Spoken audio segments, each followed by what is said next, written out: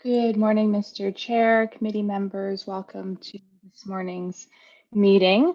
We're just about to get started here. We do have the live stream on currently. Mr. Chair, before we get started, I'm just going to quickly run through the list of participants who are with us this morning.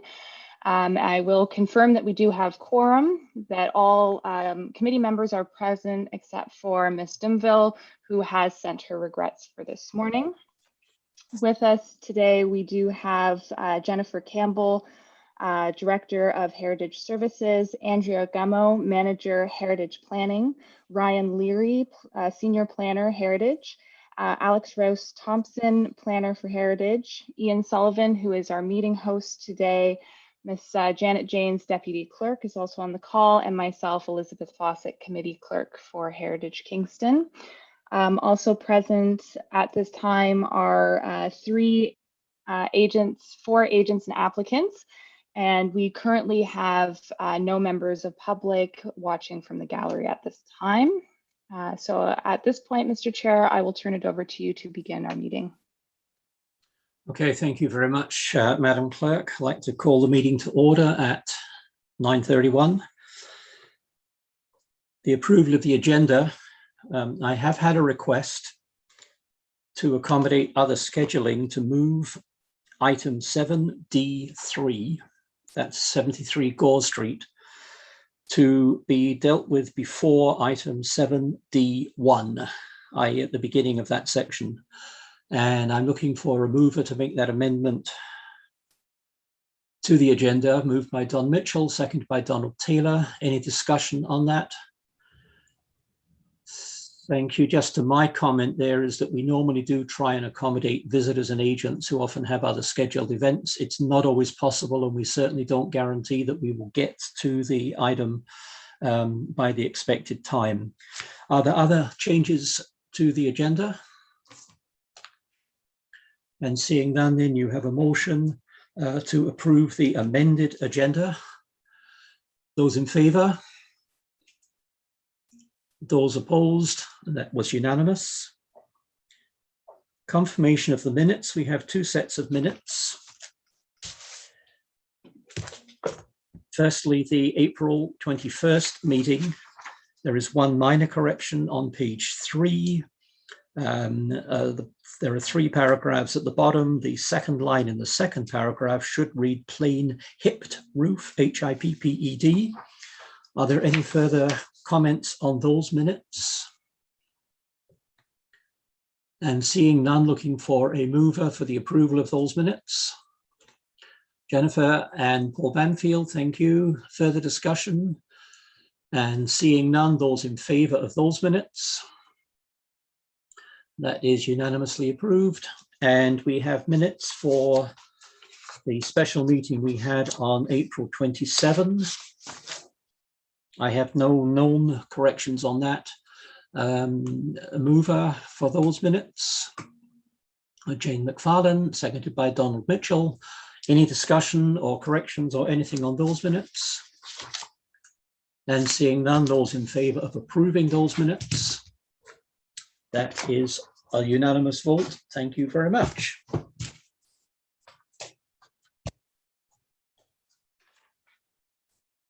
Disclosure of pecuniary interest. Donald. Just because I work for 2 charities and they have a previous relationship with the Kingston Association of Museums, Art Galleries and Historic Sites. And because one of those charities received a project grant last year, and I have other avenues to provide input out of an abundance of caution, I'll just say that I could be perceived as having a potential conflict of interest or pecuniary interest. And that's that's for item 7A2. No, thank you for mentioning that. I'm in exactly the same position, and we talked about this, and since it is not an item which is being voted on, and since you have declared that, and since I have declared the same now, if you need to join the discussion, then it's probably appropriate to do so. But thank you for mentioning it anyway. Further items? Conflict of interest, pecuniary interest, delegations, briefings, which brings us down to the Business, New Cultural Heritage Services Department. And I believe, Jennifer, you're going to talk on this. Jennifer, welcome. Hello, everyone. Good morning. Can everyone hear me? Excellent. Thank you so much. Yeah, I just wanted to offer a bit of a brief update. This is not, new information per se, but perhaps the committee hasn't had opportunity to hear about this organizational change that has happened at the city. So I'm very excited today to update and share that we do have a new department within the city, which is called Heritage Services. And I am now the director of the Heritage Services Department. And Andrea and Ryan and Alex are also now on this team, in addition to a number of staff who previously were part of the Cultural Services Department. So I just wanted to talk a little bit about that and give some more context about what that looks like and what that means specific to the work of this committee moving forward. So we're now a group of 15 staff, all of whom have previously been working on a heritage portfolio across tangible, intangible, and natural. And so now, as I've mentioned, in addition to those, well, I should say first, in addition to those 15 staff, we also now have approximately 30 to 35 volunteers who help to support the portfolio, as well as a contingent currently of 8 summer students. In non-COVID times, we tend to bring in about 15 summer students. So it's actually a really exciting opportunity to align staff with shared interest and shared portfolio and expertise, so that we can come together and best and better support the heritage initiatives of the City of Kingston, be they built, or intangible, experiential programming, museums, etc. So this new group does combine, as I said, what was previously kind of understood to be heritage planning, which will continue to be led by Andrea Gummo as the manager of heritage planning. We are also now beginning a recruitment, essentially from my previous position's backfill, which was previously called the manager of cultural heritage. That new position is now called the manager of heritage programming, and will continue to oversee some of the more programmatic aspects of the museums, the collections, etc. And then in addition, we have a new supervisor, or a reclassification of a supervisory role. So there will be a supervisor of museum operations and collections. So the work we're going to support in this new team is not actually that different from the work we have historically supported. But what the real benefit here is that we've now got some synergy and alignment between the different staff working previously out of the planning services and the cultural services departments. And as you can tell, having 15 staff devoted to the heritage portfolio in all of its many ways is really a position of strength and an opportunity for us to really invest in the heritage that we all value so much, be it built and be it experiential. We sort of think of them as all somewhat hanging together, of course, in a package of why the city is attractive for residents and visitors. So the initiative is really intended to do that alignment work and to really position Kingston to be as successful as we know we can be, and really be a lead in Ontario for an approach to heritage, which is really invested in these over or intersecting aspects of heritage practice. We are also now in the department going to be leading a number of the city's work or initiatives around Indigenous community. And this is something that previously largely was under the Engage for Change project in the Cultural Services Department. But we are continuing to do that work. Council strategic priorities around Indigenous support and community vitality, et cetera, are certainly a part of our new efforts and initiatives. And supporting pandemic recovery, particularly for the intersected cultural tourism and hospitality markets within Kingston. And how can we really use this sort of shared position of built and intangible and programmatic to really position Kingston for emerging success as we move forward and come out, hopefully, in a good way from where we have been over the last several years. So I won't share much more than that now. Certainly, if anyone has specific questions, I'm happy to speak to them. If you want to reach out outside of the meeting and talk about specific aspects of the portfolio, we can certainly do that as well. Recognizing that there may be questions about little pieces, perhaps, about where things are moving forward and how they align. So yeah, happy to take questions now, but also happy to follow up separately if that's more helpful. Good, thank you very much, and thank you, and congratulations on your new posting. Questions to Jennifer Campbell. Councillor Doherty. Thanks, and through you, Mr. Chair. Congratulations, Jennifer. That's very exciting news. And thanks for sharing that with the committee today. I just have one question regarding the strategic plan item regarding the potential for an Indigenous cultural center. And whether you will be looking after that, or will that be a different department? Thank you so much, Councillor Doherty, and through you, Chair. Yeah, the Indigenous Cultural Centre initiative that Council has as one of their strategic priorities will stay with us. I've been very involved in the community discussions that are ongoing about places and spaces and ways to support that need for gathering space within the community. And so absolutely that is staying with the Heritage Services Group. But it will continue to involve Colin Wigington in particular, who is the director of the Arts and Culture Group at the department, in the city now. So yes, I will still be the main contact on all things related to the Engage for Change portfolio at this time. Great, thanks. Jane McFarlane. Yes. Thanks for filling us in, Jennifer. Has this new organizational change been communicated to the general public? Thank you, and through you, Mr. Chair. So yes, it has. So this was shared both in a news release, a series, there's a blog as well that has spoken to it. It was picked up in the local press as well. And so it has been shared in those ways, but we are working with the communications team. In particular, right now, a key communications gap is around the city's website and the structure of the website for residents who may be looking for services. So that we have identified that as a priority need to address and make sure that people are knowing where and how to get in contact with the new department. Of course, the previous contacts still work if people are looking for support on a heritage application. They're still going to reach out to the same heritage planners. But we are looking right now at how we can continue to communicate this change with the broader community so that everybody's sort of aware of where things are at, not just for us, but also for that Arts and Culture Group, which has also had some changes.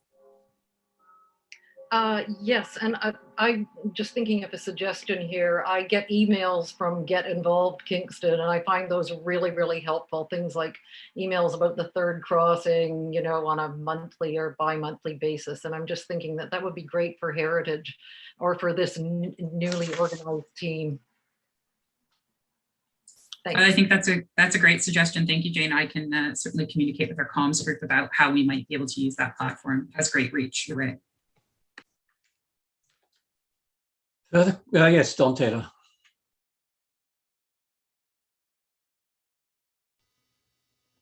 Yes, Jennifer, as a member of this committee, I think members would wonder how this is going to impact the work of this committee, and which, you know, has a very broad mandate for all areas of general cultural built heritage and collections and so forth. And in particular, there's, as you well know, there's an ongoing working group trying to make recommendations for improving the functioning of this committee. So I guess I'm a little concerned that this announcement and reorganization sort of preempts some of the discussion of the working group. Thank you, Don. I think that's a great question, and one certainly that I was expecting as well. So this is not meant to in any way preempt or predetermine the outcome of the Heritage Kingston Review Working Group. Work underway in that working group to examine the size of the mandate, the appropriate processes to move various pieces of heritage work through this or potentially other committees is still absolutely at play and in consideration. The difference here for this committee moving forward after we have the conclusion and the outcome of the Heritage Kingston Review Working Group is that will still apply to the mandate of perhaps this committee or a series of alternate committees if that's the move that is deemed appropriate moving forward. This is a move internally within the city to align staff resourcing and support to best support the various aspects of work, no matter what the outcome of the Heritage Kingston Review Working Group or any line of work moving forward. So there really are two separate processes. So this is not meant to preempt or predict or require a specific outcome of that review working group. as you know, Dawn, like we've been working very hard on that process and trying to get our hands around what and how we can be, best positioned to succeed in all of these areas. And that's absolutely true. So no matter the outcome of the working group, the suggestions brought forward, the internal alignment is about positioning us as staff to best support heritage in all of its forms. That could be through any number of committee relationships. Okay, thank you. Donald Mitchell. Hi, and congratulations, Jennifer. I just wanted to raise that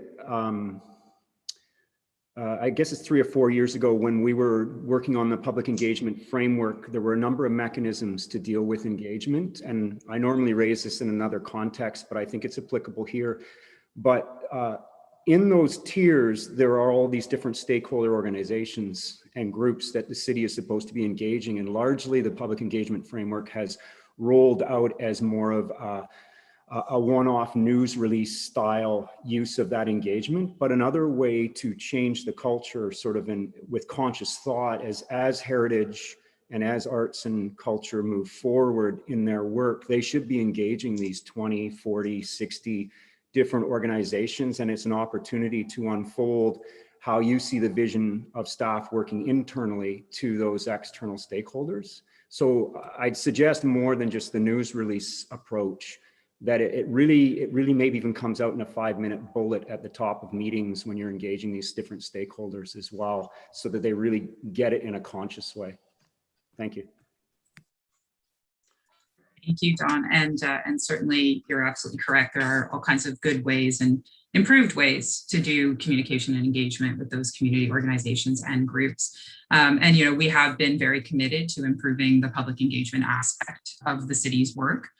So I think the internal aspect of this is one part of that story, but moving forward, as we start to think about those intersecting portfolios, I agree with you completely. We can certainly look to do more, particularly around engaging those community organizations and groups and keeping them up to speed on where things are at within the city, but also how those intersect with where things could be or are moving within the community as well. So thank you for that, and we'll certainly take that forward with us.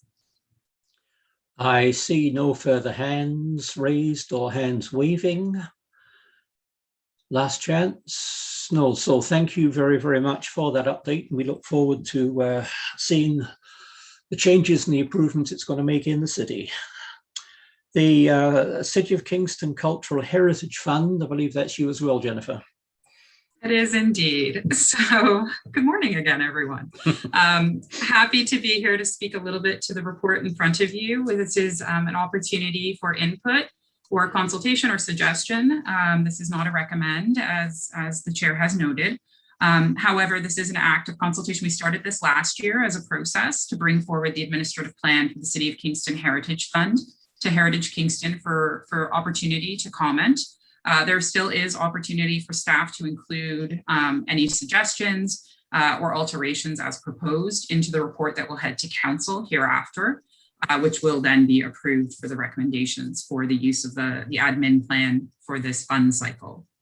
So just at a high level, as you've seen, in 2020 through 21, we are very excited to be able to bring forward over $450,000 in approved project dollars and operating grants to support the heritage sector, in particular museums, art galleries, and historic sites, as well as heritage organizations and project organizers. So this is the administrative plan. It outlines and details all of the various mechanisms and considerations that go into the formation of a committee, the selection of fund recipients, eligibility, et cetera.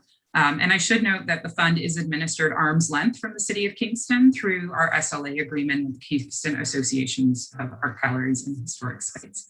And that is a very exciting and helpful process because it does allow this to remain arm's length. It allows a jury to select the eligible and successful applicants. Council members will be requested to sit on that jury as well as ex officio, so that there is some opportunity for just city awareness of what's happening, but not necessarily city direction around how those selections are made. So this admin plan really helps to affirm that the city is not only distributing funds, but also doing so in a way that we're really confident about and that reflects the community voice and desires about where and how these dollars might best serve the community. So there are specific changes to the plan proposed this year. This is an annual proposal. We always summarize any of the major alterations to the plan.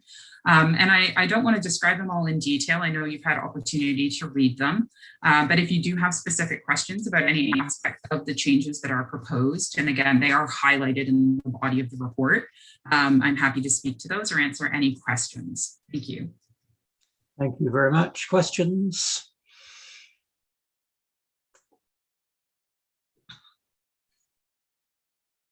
Don Taylor.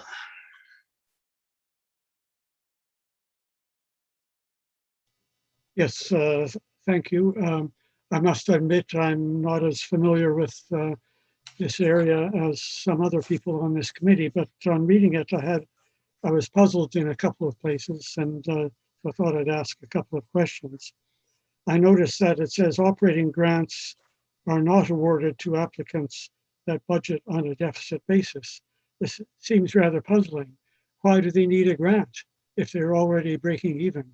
Surely the point of these grants is to encourage, so we say, marginal, hopeful projects, and this seems to put a real damper on that kind of applicant. So that's one question. Thank you. Yeah, I can absolutely speak to that. So it's not that it's not to suggest that without the funding, they're able to accomplish all of the work. It's that they need to present in their application a net zero balance, right? So we want to see that if the request is for $50,000 in operating support, that at the end of the year, that $50,000 has been used to deliver whatever program or operation they're proposing, and that they're not actually projecting a deficit despite the city's contribution to the organization or project. So it's really meant to ensure that what we're not seeing is sites that apply who have historically had deficits of significant amount, or any amount, quite frankly, that would suggest some concern about the stable or sustainable use of city funding for those organizations moving forward. So it's not meant to say you have to have everything to operate now. It's that you have a projected zero balance at the end of your fiscal. Yes, so I think you're saying that the projected budget could include a city heritage grant, and maybe it would be helpful if that was made clear in the instructions, but probably it would be. My other question is that says all applicants must obtain a $5 million liability insurance. Now, I can understand that being appropriate for something like, say, Murney Tower tours or something like that. But for people that are trying to publish a little book of stories or something like that, that seems totally unnecessary and totally inhibiting to, I mean, I don't know how much that costs, but it's probably pretty significant. So why is that there for every applicant? Thank you, Don. So this is a city policy and process required of anyone who receives city funds across any of the city's fund strategies, is that they have to require the 5 million liability insurance that the city has as a basic requirement. However, I will say that we have been able to work with applicants. There are lots of opportunities for applicants to come forward and ask questions about the process and the requirements. And CAM staff are also available to provide updates and guidance around some of these clauses specific to things like you're describing, which is something where the application of that insurance is not quite the same as you've noted for an operation. So there are at times opportunities to get the insurance differently. You do not necessarily need a blanket insurance policy for the entirety of the year. So an example of that would be something like, as a project grant for an event. And so the need for the insurance may be only relevant to the timeline of the actual event. So if the event is a 2-day experience, then they can purchase, and we can guide them and have in the past supported guiding people to insurance policies that are much reduced because they are specific to the length of the actual project. But the actual rider amounts don't change. That is a requirement of the City of Kingston, and we do acknowledge that it can create barriers. So we have worked with applicants The other thing I would add to this is that the cost of the additional insurance is eligible to be included in the budget. So when you present your budget, you may include the additional cost of requiring this kind of insurance. We do that to ensure that this does not present a hardship to candidates who would like to pursue this, so that if they are successful, they're also getting essentially the insurance cost covered within their grant if they've chosen to budget to do so. I am not seeing any further. Oh, Councillor Doherty. Thanks, and through you, Mr. Chair. Well, actually, Donald, Mr. Taylor's question perfectly situated me for the question I was going to ask. So the first year I joined Heritage, I was also on the selection committee, and I learned so much from the process and from, now I was ex officio because I'm a counselor, but just being in the room and listening to the selection committee and the discussion, that was extremely helpful for me. So I've had a question before about training for all of the city committees actually, and training for Heritage Committee.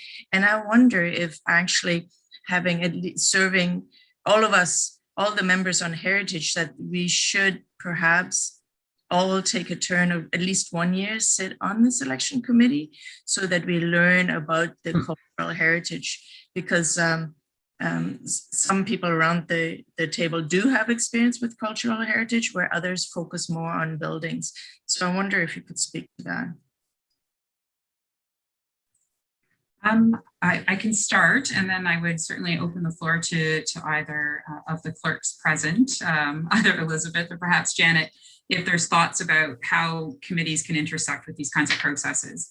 And currently the jury selection is a challenge. Cam has identified that, and you saw in the report, particularly around the chairship, but I do know that annually, because we are a very heritage focused community, a lot of people have pecuniary interests and overlapping conflicts, and there's a lot of challenge there.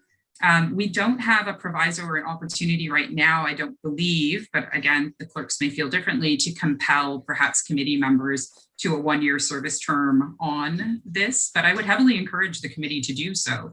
It is an open call for jury, and there is opportunity there, as you've noted, to learn more about this process and what's all involved in this half of the portfolio, if I may. So I don't feel that we can compel such a thing, at least from the admin plan's perspective. But it is possible that the clerks may feel differently if we were to, perhaps through the Heritage Kingston Review Working Group, consider in future state maybe some of the obligations of the committee or committees if that is the outcome. Yeah, obligation, I guess I can see the concern there, but perhaps it could be brought to the Heritage Committee early on and explain exactly what it is, what the time commitment is, because the time commitment is defined and it's not huge. So, and the learning opportunity and how it links to our discussions that come up throughout the year, I think would be really helpful. The other question is also related to Dawn's questions, and it is one that I've raised in discussions with Mr. Whittington about our support for musicians, for example, and artists who are more in the grassroots level. So how do we ensure that all of our grants are as accessible as possible to grassroots and sometimes individual artists? Thank you. So I just want to comment on the first piece. I think we as staff can certainly commit to, when the call for public members of the jury goes out, I would love to be able to come back to committee perhaps and just give a bit of a verbal prompt on that and say, the call is now, you can get involved. To the concern about how do we create the most inclusive and equitable opportunity, particularly for smaller organizations, there's kind of different levels within this grant structure, and it is similar to the Arts Fund, but different in important ways. So our change this year from operating grants to being investment in small, as you know, as you saw in the report, was really an opportunity to emphasize that small organizations have different kind of mechanisms of accountability and requirements in their application process. So that's one space where we're looking to really small organizations. For example, there is a small museum in town that has received maybe $2,000 in grant support over the last several years. And the threshold for them is different than it is for an organization that has a total operating budget of perhaps $250,000. So we have that happening in the operating fund. Within the project funds, we do have an opportunity for what we would consider a bit of a supporting or collaborating partner on project grants. And this is to ensure that organizations or individuals can actually pursue heritage grant or project grants in particular. And what they need is a partnering organization. And we've seen a lot of organizations in the community who are very willing and able to help to support those project applications. So in most cases, when groups reach out, CAM and staff are able to help them, sort of give them a list of individuals or community partners. And then those community partners essentially operate as the flow-through funding organization who carry, because they're already carrying the financial accountability requirements, et cetera. And then they work in partnership to deliver the program, if you will. So one example of that you might have seen in the report was one of the projects that was deferred due to COVID. This was the partnership between essentially the Kingston Indigenous Languages Nest and Loving Spoonful. So Loving Spoonful is listed on the project, but really that's a partnership and collaboration with the Kingston Indigenous Languages Nest, which at the time was an unincorporated body and didn't meet the threshold for those support requirements. So we try to build those mechanisms in. I think it's something that we're always looking for feedback on through applicants. So we ask applicants to give feedback every year, and CAM organizes that and brings it forward as part of the review. Thus far, we haven't seen the same kind of call as we've seen in the Arts Fund. But that doesn't preclude it from happening in the future. In the Arts Fund, we do see a lot more where it's an individual artist asking questions about how they're accounted for within the fund. The projects do tend to be in the Heritage Fund from organizations or community groups. And then there tends to be more opportunity for them to align with a partnering organization if and when necessary. But you're correct, Councillor Dory, it's something we really do need to keep our eyes and ears open and aware of, because we don't want to build a program that excludes members because of something like being an individual artist or community group. Yeah. Great. Thanks. Okay, thank you. Donald Mitchell. Thank you, Mr. Chair. And through you, I was very similar minded to what Jennifer just said, but I wanted to raise just two other key pieces and come back to Don Taylor's comment. The education towards applying for these grants, I think, is really important. And a lot of the organizations go to these sessions and they discuss amongst themselves. And there has always been, particularly in the Arts Fund, there's been this push to recognize more individuals as opposed to organizations. And also there's been support for many years of certain organizations, but what happens with new incubated organizations? But we see all the time requests to partner and collaborate. But what I wanted to point out, in addition to what Jennifer said, was that in many times these are just extensions on our regular insurance policies. So I'll give you two examples. One is if I bring in another use to our building and how we're doing it, I call the insurance company and the insurance company just does a one-off policy. And many times there's not even a charge for that.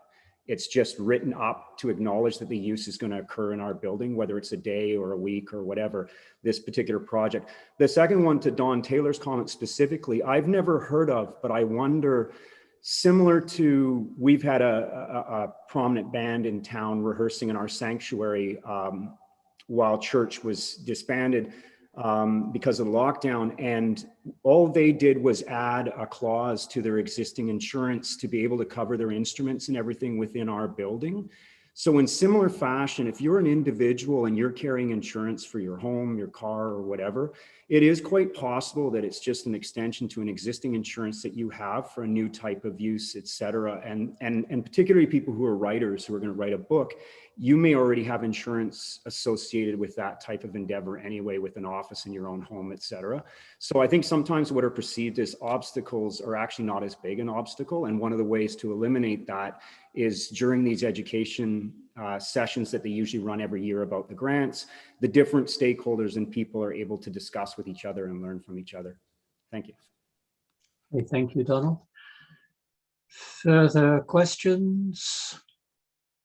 And seeing none, I don't believe, from members of the committee. Thank you very much, Jennifer, unless you have closing comments. Oh, I just want to say thank you all, and I'm going to be back asking for jury members. So yeah, and if I can just add on that, if you want to read section 6, 1, 3, and 4, it explains about a jury, and in answer to Councillor Doherty's comment, it's two-hour meetings and a little bit of prep time before that, so it is not a large commitment. Oh, I will just share as well, if anyone is reading the admin plan, the chair did note in the agenda review that there was a misreference, and I believe it was section 6.1. So I have corrected that. It references a section that is, I believe, 6. Let me actually confirm that for you because I wrote it down.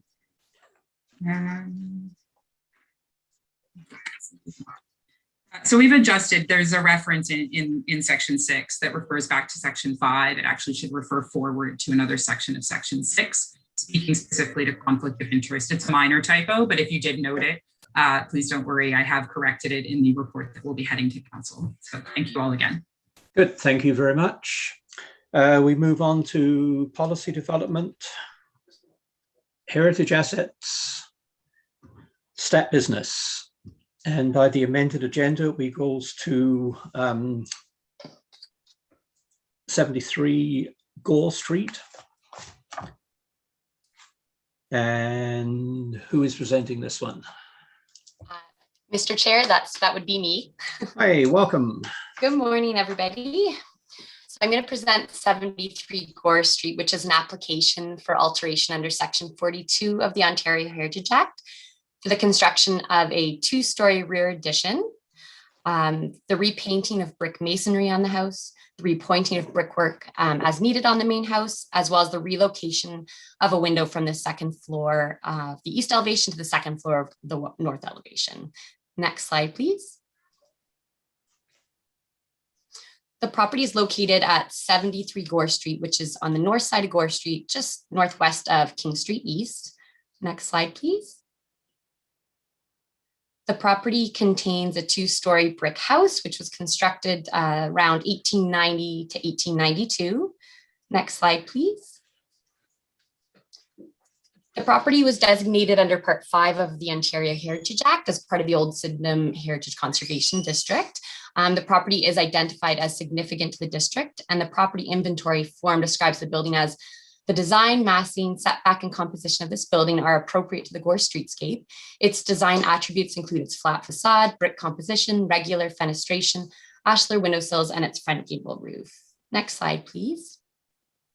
So this is a site plan which shows the existing 1.5-story house, including the existing smaller 1.5-story rear addition. And I just want to point out that in contrast to the initial design that was circulated for your comment earlier on in the year, the extension or new addition now is much shorter in length in order to avoid a minor variance or zoning bylaw amendment, which would have resulted from the quite substantial building depth addition. So you can see that small portion is really the additional depth to the building. And if we go to the next slide, you'll see the existing north elevation with the smaller addition, which was constructed in 1990 by Mac Gerben, designed by Gary Bean, who was working for Inglis and Downey at the time. So I just wanted to make sure everyone was sort of clear on this is the existing 1.5-story addition. And what is being proposed is a second story on top of and slightly extended from this existing addition. And so as we move to the next slide, so staff visited the property in early March, and the existing rear addition is not visible from Gore Street, nor is it a heritage attribute of the property. So in assessing the potential impact of this new addition, staff looked to the old Sydenham HCD plan, primarily section 5.2.2 additions and section 5.4 additions to heritage properties. So the design as proposed, its form and details complementary to, but clearly distinguishable from the main building. A pitched roof form is proposed that matches the height of the ridge line of the existing house. The proposed cladding is a painted vertical fiber cement board, which does comply with the policies in section 5.3.3. The use of painted fiber cement board as a cladding material will provide a visual distinction from the painted brick walls of the original house. Although section 5.3.3 states that horizontal siding is preferable to a board and batten design, the proposed vertical channel siding, which is also known as a reverse board and batten design, provides a simple and clean aesthetic and is complementary to the existing house. In terms of roofing, a plain black shingle is proposed, which again complies with the guidelines in section 4.3.2 and 5.3.1. The new windows are proposed to be fiberglass multi-pane casement windows with muntin bars that are applied to the exterior of the glazing as opposed to internally. The doors are proposed to be either wood, aluminum clad wood, or fiberglass. All of these options provide a high quality design, and staff have included a condition requiring that confirmation of the finalized door designs as well as windows. The old Sydenham plan does not provide specific policies for the design of new windows in new additions. However, as proposed, these windows and doors align with the intent of section 5.3.2, which addresses windows in heritage buildings. The proposed height of this new addition is 7.52 meters, which does match the height of the existing house, so it has come down from the initial proposal. Section 5.2.2 advises that additions should be clearly secondary in terms of the size of them, and that the height should be no more than that of the main building and preferably lower. Section 5.4.1 additionally advises that the rear addition roof ridge lines should not exceed the existing building ridge roof line. So the HCD plan does certainly provide very clear expectations as to the height of rear additions, but arguably also provides a language that does allow for some professional judgment. So in this case, the use of should means that I would interpret to mean that in most situations, the height of additions will need to be lower than the original. However, there may be some exceptional cases where the goal of this policy, which is to ensure the original heritage building remains prominent, can be achieved with an addition that is the same height or perhaps in some instances taller. In this instance, with a very large setback from the street, the proposed addition matching the height of the existing house will not be visible from the public realm. Nonetheless, staff reviewed the heritage attributes of both the district area as well as the sub area to assess any potential impacts and did not find any negative impacts on either of those heritage attributes. However, staff did notice that there's a very close proximity of this new rear addition to a mature tree in the adjacent yard at 67 Gore Street. Don Mitchell as well noted that proximity. So staff have included a condition requiring that a certified arborist advise on whether or not protective measures should be required during the construction. Next slide, please. So this application also includes minor repointing and repainting of the brickwork masonry on the house. According to the applicant, there's some evidence of water ingress on the west elevation between the second floor windows, and they anticipate the need for minor repointing in this area. The applicant has also noted that the brickwork was not in a good condition in the 1990s, and that was when it was originally painted. Both Heritage Planning staff as well as the Heritage Kingston members have commented that removing the paint and repairing the brickwork would be preferable to the repainting.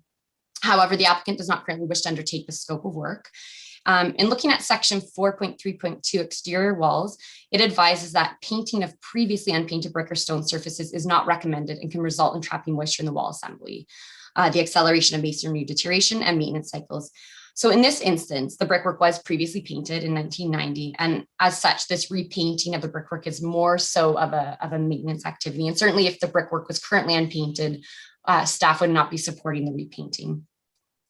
The brickwork is currently painted a gray-green color, and the applicant is proposing a charcoal gray. Staff have included a condition that a sample of the finalized color choice be submitted to ensure that the color does not overpower or overwhelm the architectural style of the house. Lastly, this application proposes the relocation of a window on the second floor of the east elevation, which is the rear of the house, to the second floor of the north elevation or side. This is due to the fact that with the construction of the new rear addition, the existing window on the rear of the house will face the new wall of the addition just a few feet away. So quite a close wall to that window. Section 5.3.2 of the plan states that windows facing or visible from the street should not be altered, and that new window openings should not be created on facades visible from the street. So the window proposed to be infilled is on the rear elevation and it's not visible from the street. And although not visible from the street, Heritage Planning staff have included a condition that the existing stone still be retained and that the infill brickwork should be set back sufficiently from the face of the exterior wall so as to maintain a visual indicator of the historical location of its original window opening.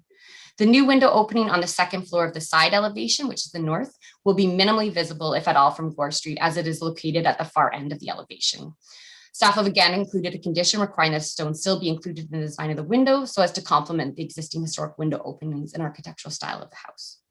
So in conclusion, staff are of the opinion that the proposal will uphold our heritage conservation objectives in the official plan, the ministry's 8 guiding principles, as well as the Parks Canada standards and guidelines. So notably, this is a reversible alteration, and certainly it is legible. The new work will be distinguishable from old.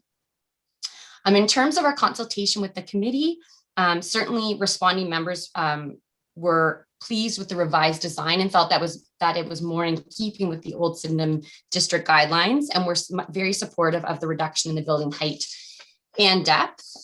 We had a couple members comment that the applicant should investigate the removal of paint from the brickwork and that this would be preferable to repainting. And certainly one member commented that if repainting the brickwork, then it'd be more appropriate to paint the brickwork a traditional brick color. So staff have certainly addressed these comments and shared them with the applicant, but there is a strong preference to continue with the gray color scheme of the brickwork in the repainting. One member also commented that metal siding is not supported by the district plan, and the applicant has confirmed that they will be using painted fiber cement board to clad the entire addition. So I would like to move on to the next slide because I know time is of the essence for the applicant, Matt Gervin. Slides 9 and 10 provide a recommendation, as well as a number of conditions associated with this approval, including many for samples and finalized detailed designs, and of course the advice on whether or not the tree at 67 Gore Street should be protected during the construction. Thank you very much. And sorry, I believe there's a second slide there of recommendations. I have a list of 13 altogether, so when we go back to that, we will be aware of that. Members, can you confirm that your dash comments have been correctly recorded? And I'm not seeing anybody violently objecting. Members of the public, including agents who wish to speak, can you raise your hand so we know who or where you are?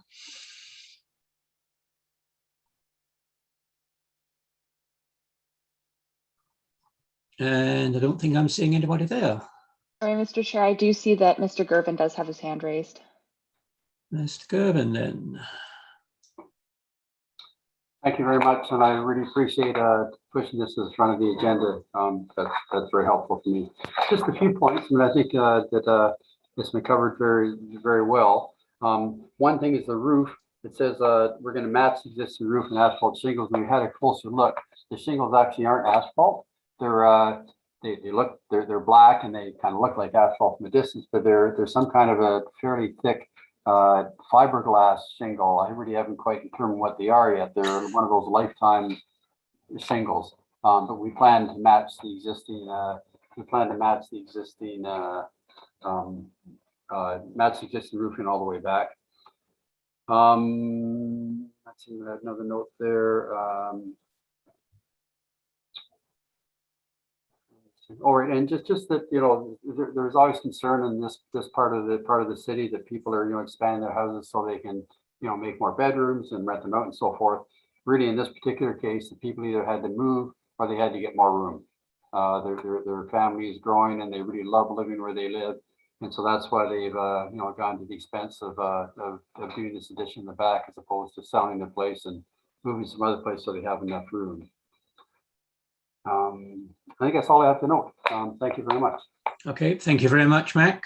Other members of the public with comments? And again, seeing none, I don't believe. Committee members, questions?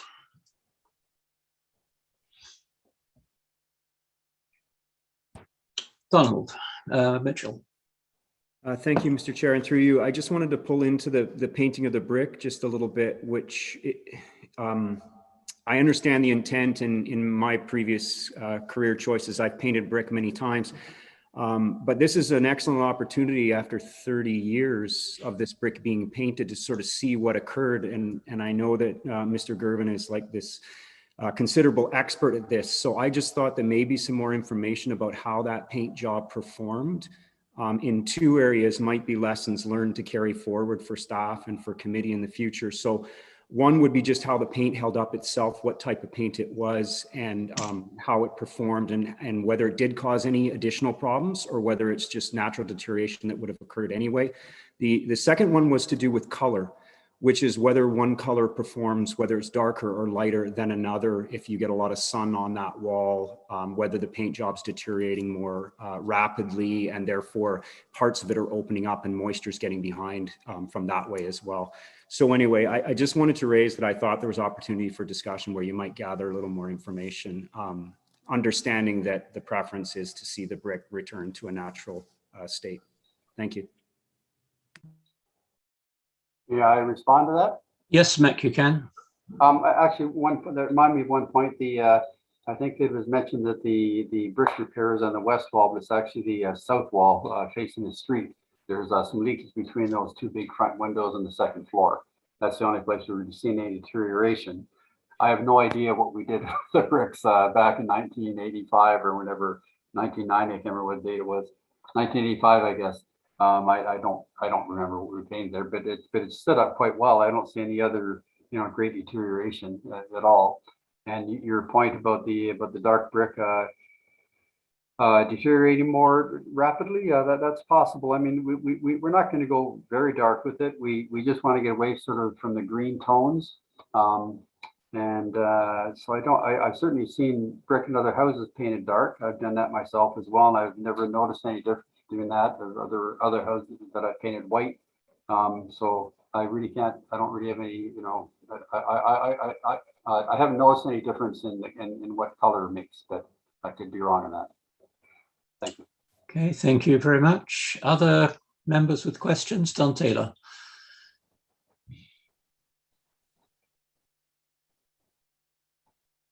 Yes, thanks. Well, I'd like to add my concerns about the brick. I think the applicants should realize, I'm sure they do realize, they're making a huge investment in this property. And it would be very unfortunate that after a few decades or whenever they want to move on to something else, that the brickwork on the main part is in such poor condition that it really affects the market value of their property. So I'm concerned that painting is essentially covering up what may be significant problems. I have a Victorian brick house. I had to replace some bricks a couple of times over the last 30 years.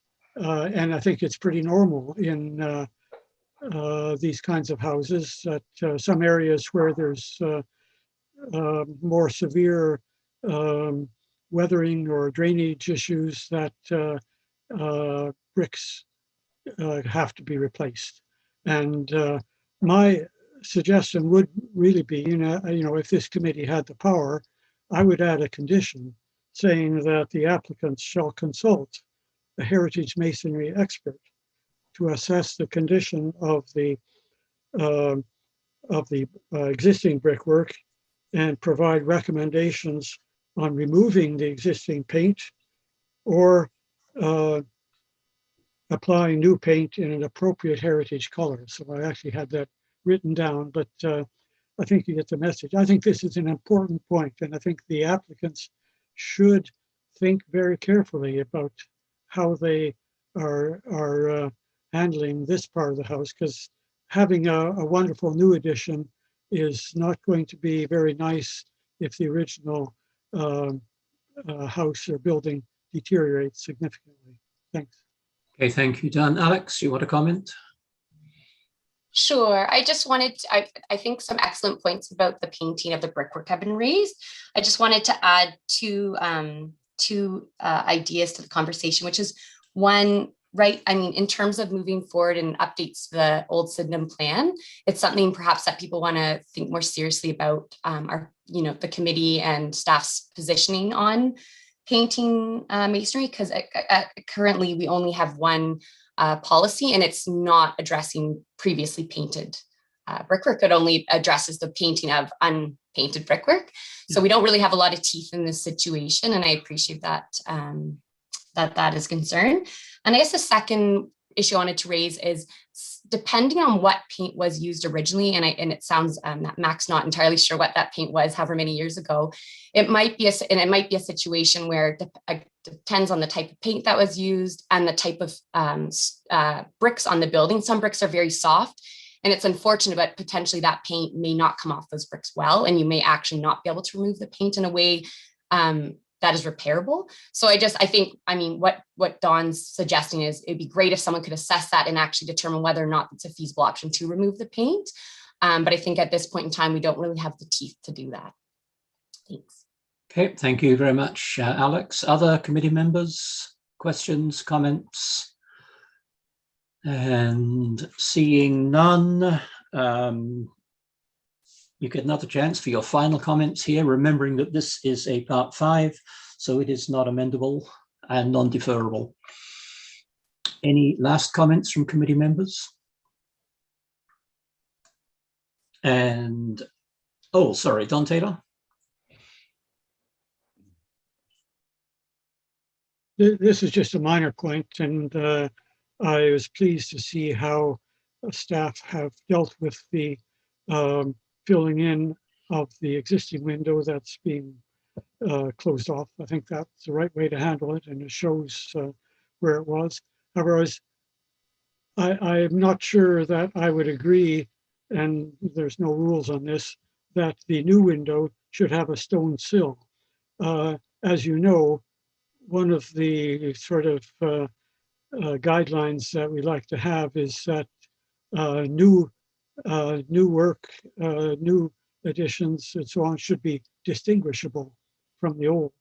And so if you make this new window with a traditional stone sill and so on, then people will say, oh, that's the original window. So, but that's not really necessary, I think. An alternative, which I would be quite, I would think quite reasonable, is to use a concrete sill. Nobody will notice from the street, but somebody looking closely will say, oh, that's not stone, that's not an original sill. And I think that's a good way to go. So at least we should leave that option available to the applicants. Okay, thank you. Alex?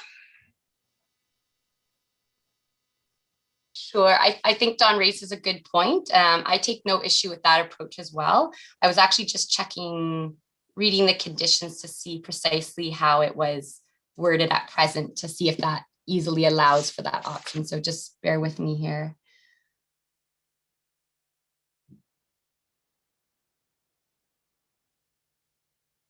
So currently it reads a stone sill to match the existing stone sills shall be included in the new design. We do have a condition 13, which allows for minor deviations from the submitted plans as long as they meet the intent of the approval. So I think we could happily deal with that small change to that condition if everybody else is comfortable with that. Okay, no, thank you very much, Alex. That's a point well made. Thank you, Don. Other final comments? And seeing none, then I'm looking for a mover for the recommendation, which has 4 parts to it and 13 conditions. You have them printed in the agenda. A mover, Councillor Doherty, thank you, and the seconder, Donald Mitchell. Further discussion, remembering it is non-amendable, non-deferrable. And seeing none, then I will call the vote of the motion with its conditions as printed. Those in favour? Those opposed? And that is carried unanimously. Thank you very much. Thank you very much. I appreciate it. Thank you, Mac, for your help there. We will see you again sometime, no doubt. Thank you. And we now go backwards to 216 Ontario Street, City Hall. And I'm not sure who is presenting this. That'd be me, Mr. Chair. Oh, Ryan. Hi, welcome. Good morning. Good morning, everyone. So I think you're all familiar with this property, 216 Ontario Street. If we weren't in COVID times, we'd probably all be sitting in that building at the moment. Next slide, please. This is Kingston City Hall, of course. Takes up the whole block between Market and Brock and Ontario and King Street. Next slide, please. And the building we're all very familiar with. Next slide, please. So the property has multiple levels of heritage protection on it, as you can imagine. It was a National Heritage Site in 1961. It was designated under what the city's first designation bylaw in 1975, amended a couple of times since then, one to include the number of interior features. It was included in the Market Square Heritage Conservation District in 1985. And that again, of course, has been amended since then in 2013. Some of the attributes of note include the monumental scale and symmetrical plan of the building, including its side wings, the 4 sets of exterior secondary stairs, the exterior detailing, number of stone features. On the interior, of course, there's the small storage rooms under the staircases and exposed stonework on the interior. Next slide, please. And we'll keep those in mind. The application that we're looking at today has to do with the north and south wing exterior staircases. This is an application under section 42 or part 5 of the plan to disassemble the north and south wing exterior limestone staircases, install a concrete superstructure, and restore the staircases, including restoring the interior stone arch using Kingston limestone and the installation of metal railings painted black. There'll be no changes to the doors, and the knee walls will remain as they are with some minor pointing. So next slide will give us some of the details of this proposal. And in terms of our review, of course, Kingston City Hall is a building of considerable cultural heritage value, both nationally and locally, and a key part of the Market Square district.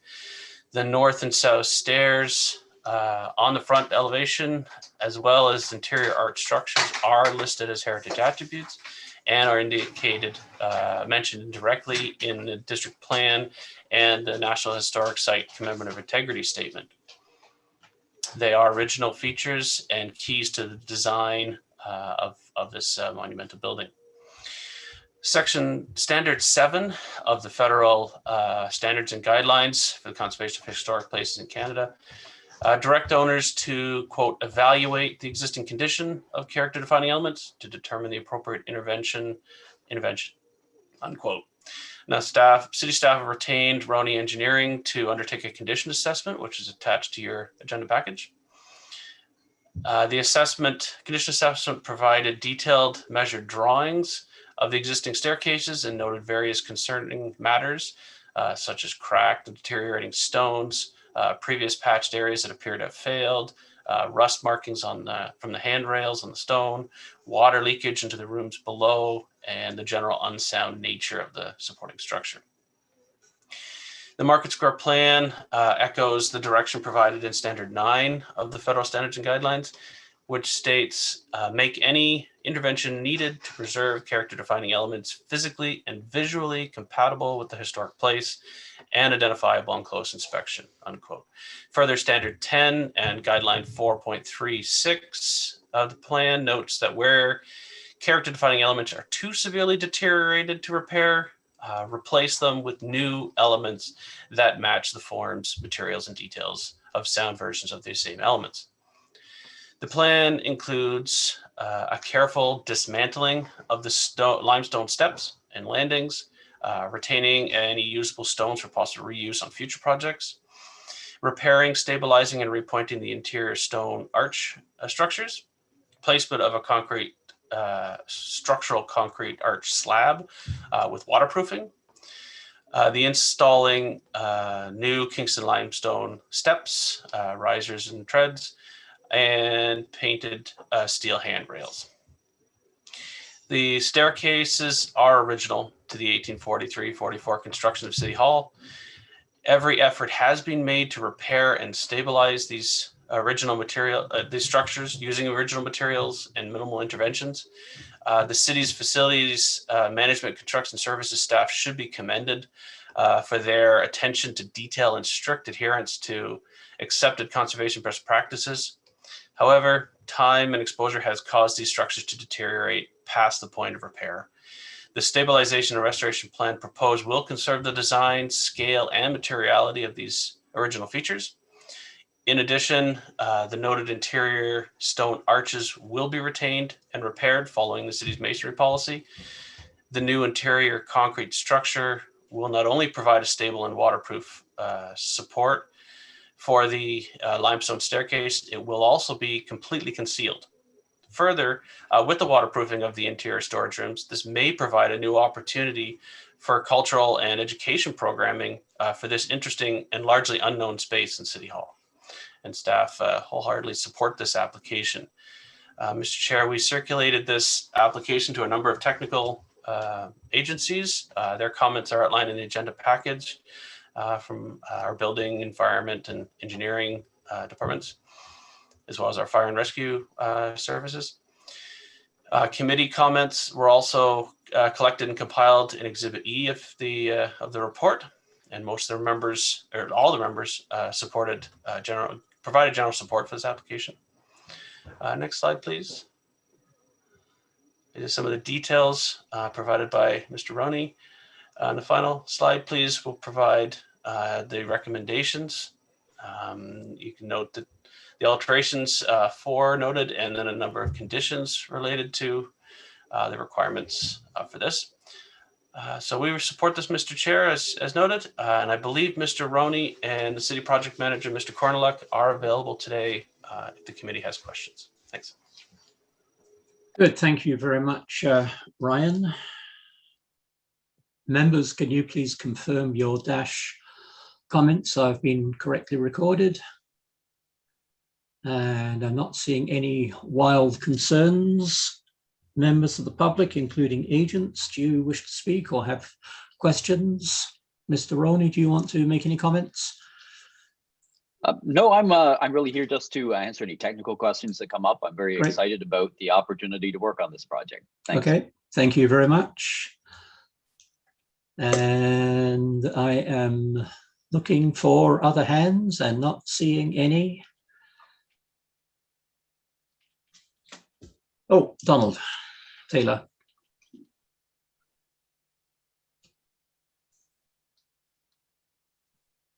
Yes, thank you. Can you hear me? I'm not quite sure. Yep. Yeah, all right.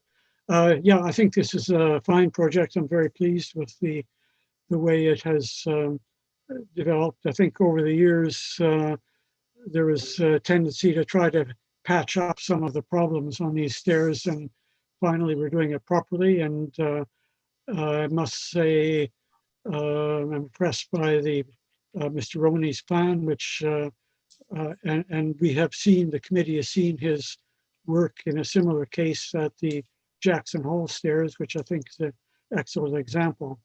I guess I just have one further comment in that I'm a little surprised there's no explicit statement in the conditions that the existing stone steps that are in good condition shall be reused. And for sure, there are going to be lots of smaller pieces that are too small to be reused, but they should be kept for future repairs in the building. So I really think it's important to retain the original stone work where possible. And I mean, I know quite a lot of it has to be replaced, but they are very expensive, and this is taxpayer money. So let's do everything the way we should. Thanks. Okay, thank you. Donald Mitchell. Thank you, Mr. Chair, and through you. So I'd like to take this just a little bit of a different direction, linking up several pieces of our agenda today. I was very intrigued and grateful to committee members who have the understanding to point out the Kingston limestone earlier in the process. That was very interesting and fascinating to me. And overall, this is a project where I think the city is leading by example. And I think, you know, given the weight and the importance of the building, that's appropriate. So marrying those two aspects, I had thought that we should be culturally documenting not only in photographs, but in video and media, maybe the whole process. It could be educational, instructional, but I also think it could be promotional, marketing, a sense of pride, and you could end up with a 5-minute or 10-minute video out of it. So it, you know, it might take you to the actual quarry where you could teach a little bit about how the stones are gathered. It could then walk you through the process itself in a, you know, respectful manner that not every moment is captured. And then we'd end up with this end result material that we could use. And then I want to link that just a little bit to the pandemic response, you know, and value, creating value for the community, et cetera, demystifying the process, showing what city staff do, and how heritage buildings are taken care of. And we have all these out of work culture workers. We have this whole communications department of the city. We have potential sources of funding through various grants, et cetera. So I just want to, with a huge heart, encourage that this might be a great opportunity to create something through this process for the public that they might enjoy and understand. And I'd encourage you to maybe follow that. Thank you for your time. Good, thank you, Donald. And I know you've been listened to, and you further questions from committee members. And I'm not seeing anybody there. So we give you the chance to make any final comments. And seeing none, I then look for a mover and a seconder, remembering that this may not be amended or deferred. Mover, Donald Taylor, seconder, Councillor Doherty. Thank you very much. Further discussion on 216 Ontario Street, and seeing none, those in favour. And 1, 2, 3, I'm missing a hand. Oh, there we go. Those opposed, that is carried unanimously. Thank you very much, Ryan and Mr. Roney and Mr. Corlock. And good luck with that. I know it's taken, this came before the committee a few years ago, to say the very least. And it's wonderful to see it progressing as it has. That brings us to 215 Main Street. Alex, is that you?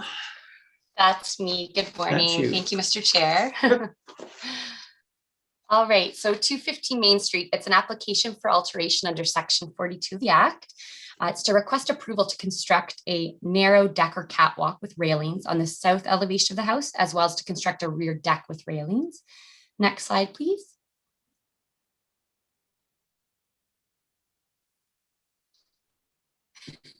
So 215 Main Street is located on the west side of Main Street at the intersection of Main and Regent Streets in the village of Berryfield. Next slide, please. The property contains a 2-story frame house, which was constructed in the late 19th century. Next slide, please. So I just want to share, this is the south or side elevation of 215 Main Street. On the left, you have you're sort of looking northwest, or sorry, northeast up towards Main Street. And you can see the rear of the house with the existing covered porch, the sort of 1-story rear addition. And on the second image, you see both that porch as well as the existing rear stoop that comes out from that rear door at the back. This just to give you a bit of a context for which part of the house we're looking at in this alteration. Next slide, please. So the property was designated under Part 5 of the Ontario Heritage Act in 1980 as part of the Berryfield Heritage Conservation District. The property inventory notes that this property is a heritage building in the district. It was constructed in the late 19th century by local builders William and Frederick Allen for then owner George Medley. 215 Main Street has historical value as a vernacular frame design representative of the late 19th century Allen Brothers construction in Berryfield. Some of its heritage attributes include its 2-story massing, its front gable plan with rear wing, return eaves, gable, singles and bargeboard, 2-bay facade, frame construction, evenly spaced rectangular window and door openings on the front facade, as well as a gable porch. Next slide, please. So staff visited the site in late April and noted that it is on a corner lot. It is a corner lot. And so the proposed rear deck with handrails, as well as the narrowed deck or catwalk, will be visible from Regent Street. However, given the narrow width of Regent Street as it flows south of Main Street, and given the fact that Regent Street is for all intensive purposes, is a dead-end street, the only access coming off the bottom is Sharman's Lane. It is a fairly tucked away location in the context of the village, and I would argue this portion of the building is not in a prominent location within the village. Next slide. So the owner of the house wishes to construct a deck in the rear yard and to have relatively level access from the existing covered porch to this rear deck. As such, they wish to construct a narrow deck we'll refer to as a catwalk for the time being that connects the existing covered porch to the new rear deck. It is worth noting that section 5.2 of the Berryfield HCD plan provides a list of alterations that may be carried out without obtaining a heritage permit, and that this list includes the installation or removal of porches, verandas, and decks located within a rear yard. However, in this instance, the height of the rear yard deck on the southern side of the property will require the installation of handrails in accordance with the Ontario Building Code. And as such, these railings will be visible from Regent Street. And accordingly, this is why a Heritage Act approval has been required for this aspect of the alteration. Hand railings will also be required on a small portion of the catwalk deck as well. There are no specific guidelines in the HCD plan for rear decks, as they are listed as being exempt from the heritage approval process. Nor are there explicit policies or guidelines that address the design of the narrow deck or catwalk, given that there's not a historic precedent for this sort of style of deck in the village. Rather, there's a tradition of covered side porches as currently exists on the property. Nevertheless, staff have used section 4.2.4 entrances and section 4.7.1 fencing walls and steps as the most applicable policies to evaluate these proposals. Next slide, please. So the section that addresses entrances includes historic entrances such as porches and verandas. Policy C states that the design and construction of a new entrance or porch is required to be compatible with the heritage character of the building and heritage value of the district. Policy E advises that wood is a traditional material of the district and must be used in porch construction on the public facades. So the proposed design, although not entirely traditional in its layout, will be constructed in wood and painted. The handrails will also be designed to match those in the existing covered porch. As a result, the appearance and aesthetic of the proposed narrow deck catwalk will be more traditional in character and therefore more compatible with the heritage character of the late 19th century frame house. Additionally, the location of the narrow deck or catwalk is adjacent to a later addition on the property, circa 1990s, which helps to distinguish the more contemporary design intervention from the late 19th century frame house. The only portion of the proposed rear deck that will be visible from Regent Street are the railings that are required by the Ontario Building Code to the south side of the deck due to the change in grade. Accordingly, these will also be designed to match the railings on the existing covered porch as well as painted to match. Section 4.72 fencing walls and steps references the use of historical photographs and documentation to guide landscaping related to new walls, fences, and steps. It also speaks to landscaping components such as ornamental fences or shrub hedging as a means of screening garbage storage areas. Though somewhat unrelated, these guidelines can be used to inform the design of the narrow deck or catwalk. One of our Heritage Kingston committee members commented on the uncharacteristic visibility of the area beneath the raised deck, including the prominence of the structural piers. Accordingly, the applicant has agreed to install lattice as found on the existing covered porch to screen this area and the piers. Staff have included a condition encouraging the owner to additionally screen this area with plantings. In summary, staff have assessed the impact of the catwalk and rear deck handrails on the cultural heritage value and attributes of the village of Berryfield district, and find that the mitigation strategies proposed for the proposal, in other words, the painted wood construction and the screening of the underside of the raised catwalk and deck, will conserve the value and attributes of the district.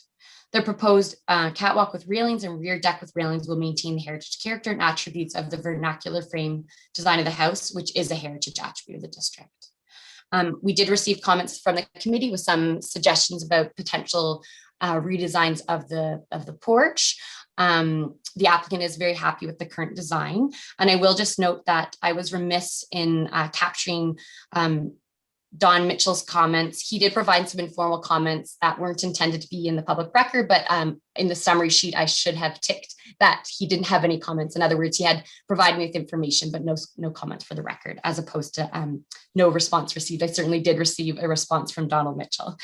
So if we move to slide 9 and 10, There's a recommendation before you to approve these alterations, as well as, I believe, 7 conditions on the following slide, including the requirement for lattice or other screening measures approved by heritage staff, as well as ensuring that the painting of the railing that is visible from Regent Street match that on the covered existing side porch. I will open it up for discussion now. Thank you so much. Okay, thank you very much, Alex. Firstly, does everybody agree that their dash comments have been correctly recorded? Okay, thank you very much. Members of the public wishing to make comments on this? Mr. Chair, I'm just going to let you know that Ms. Bizzle is present in the meeting. She's the one joining us by phone at the moment. I'm just going to ask her if she wishes to unmute herself. She'll need to press *6 if she'd like to provide comment to the committee.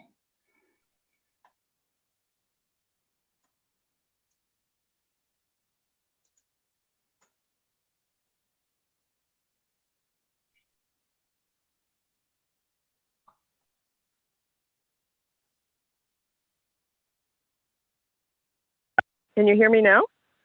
Yes, we can. Hi. Hi, everybody. Margaret. Yeah, I don't really have any other comments other than it was really just, I'm just going to continue with the railing. The stoop is rotten. It needs to be replaced. And I have 2 heritage properties, actually, that I'm looking after, including a cottage built in the 1880s. And I'm committed to making it all look the same. In fact, it's going to look so much better. So the original idea was to have a deck at the back.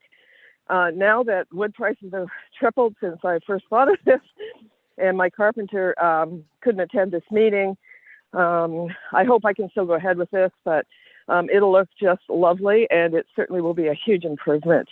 Initially, I wanted to extend my porch by about 6 feet at the same height, but I understand it was too close to the property line, which slightly goes off at an angle there, away from my house, but nevertheless. So Alex and I talked about maybe just doing the catwalk, which will make it a much nicer look and a more convenient walk. So those are all my comments. If anybody has any questions, feel free. I'm not sure how to not mute now. Do I do *6 again? That is correct, Ms. Bissell. Okay. Good, thank you Margaret very much. is good. Mm-hmm. Other members of the public? And seeing none, I don't believe. Members of the committee, do you have questions? Don Taylor?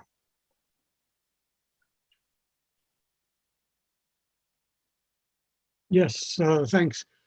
I certainly am quite happy with the general concept and materials and all that, and I'm sure it will look appropriate. But I do have a big problem with the plans because I just don't feel that they don't give the committee enough information to know what's really going to happen.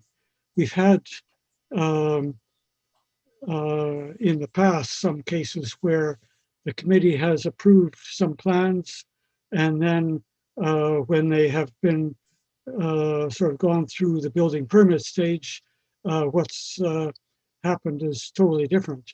And I must say, from what I can judge from the diagrams that were provided and from the photographs, I don't really think the building would approve. Building part would approve the plans. So I think we must have plans that that are realistic. For instance, we're not given the dimensions from the vertical distance between the porch and the catwalk. The diagram suggests that it amounts to 2 steps of a staircase, but I think it's much more than that. And so there are all kinds of questions about where you need handrails and whether you need handrails. And, until we have more information from building department, I think the committee shouldn't really be passing judgment on this. And I'm not prepared to to approve it myself. Well, that's interesting. It is really just 2 steps. And it's because the catwalk is basically at the height of 2 steps, which Andrew had drawn. And also the railing would be anywhere that it is higher than 2 feet, right? So the railing would start where it becomes higher than 2 feet, which is dependent on the ground at that point. But it's only 2 steps down, so 2 steps right over to the, and that's how I understand that Andrew had driven. He had submitted all sorts of different plans and pictures and diagrams and so on. So, I mean, if you can give me the specifics of what Andrew has to do differently, or I'm just going to give up on this project because it's been months and it's just essentially a very small catwalk to extend from the second step of my porch to the stoop, which has to be repaired. It's very dangerous. It's all rotten. So I'm not sure what additional pieces need to go in a plan or a design. And frankly, I think I might lose Andrew because he's getting pretty frustrated with this. Well, I'm sorry about that. I really don't want to make a problem with this, but looking at the photographs and looking at, and also looking at the total absence of useful dimensions on the drawings, I just cannot have confidence that this catwalk plan is going to work. I mean, I think if there's only 2 steps down from the porch, how high are those steps? I mean, there's a limit on how high the steps can be. I'm sure. Well, the steps are existing right now on the porch. There's 1, 2, 3, I think 4, and then the porch. Mm-hmm. The second step will be basically the catwalk will be continue from the height of the second step over to the porch, or to the stoop. That's how he has designed it. Well, I don't know best way to proceed. I'd suggest that we look at the photograph of the elevation so that the committee can see where this catwalk is going to be. I assume the catwalk. So he hasn't drawn that? I thought he had drawn that in the design, a catwalk. No? No, it's really not there. But even the photographs would give better information than we have at the moment. Can I ask you first of all, and I'll come to Jennifer, Alex, condition 2 says the heritage planning staff shall be circulated the drawings and design specifications tied to the building permit application. Are they going to be assumed to be the usual detailed drawings that we receive? Correct. So the drawings that are submitted to the building officials, which I should just give the background. So I think part of Ms. Bissell's frustration, the timelines, was a building permit application was submitted for this alteration back in, I believe, February. And it was flagged at the time on the circulation that it did require a heritage permit as well. So obviously it was hard. It was a challenging position to think you were going in for a building permit and then sort of be surprised with a heritage permit application as well. And certainly one that needed to come to the committee. It wasn't in our delegated authority to approve that via our director. So that's just the background in terms of the timing of this project. So certainly the drawings that we have seen to date and are included in this application are the ones that are with the building officials. That being said, they have not. They have sort of been on pause until the heritage permit application was approved. So there may well be some additional comments from the building department that they need further detailing of certain elements.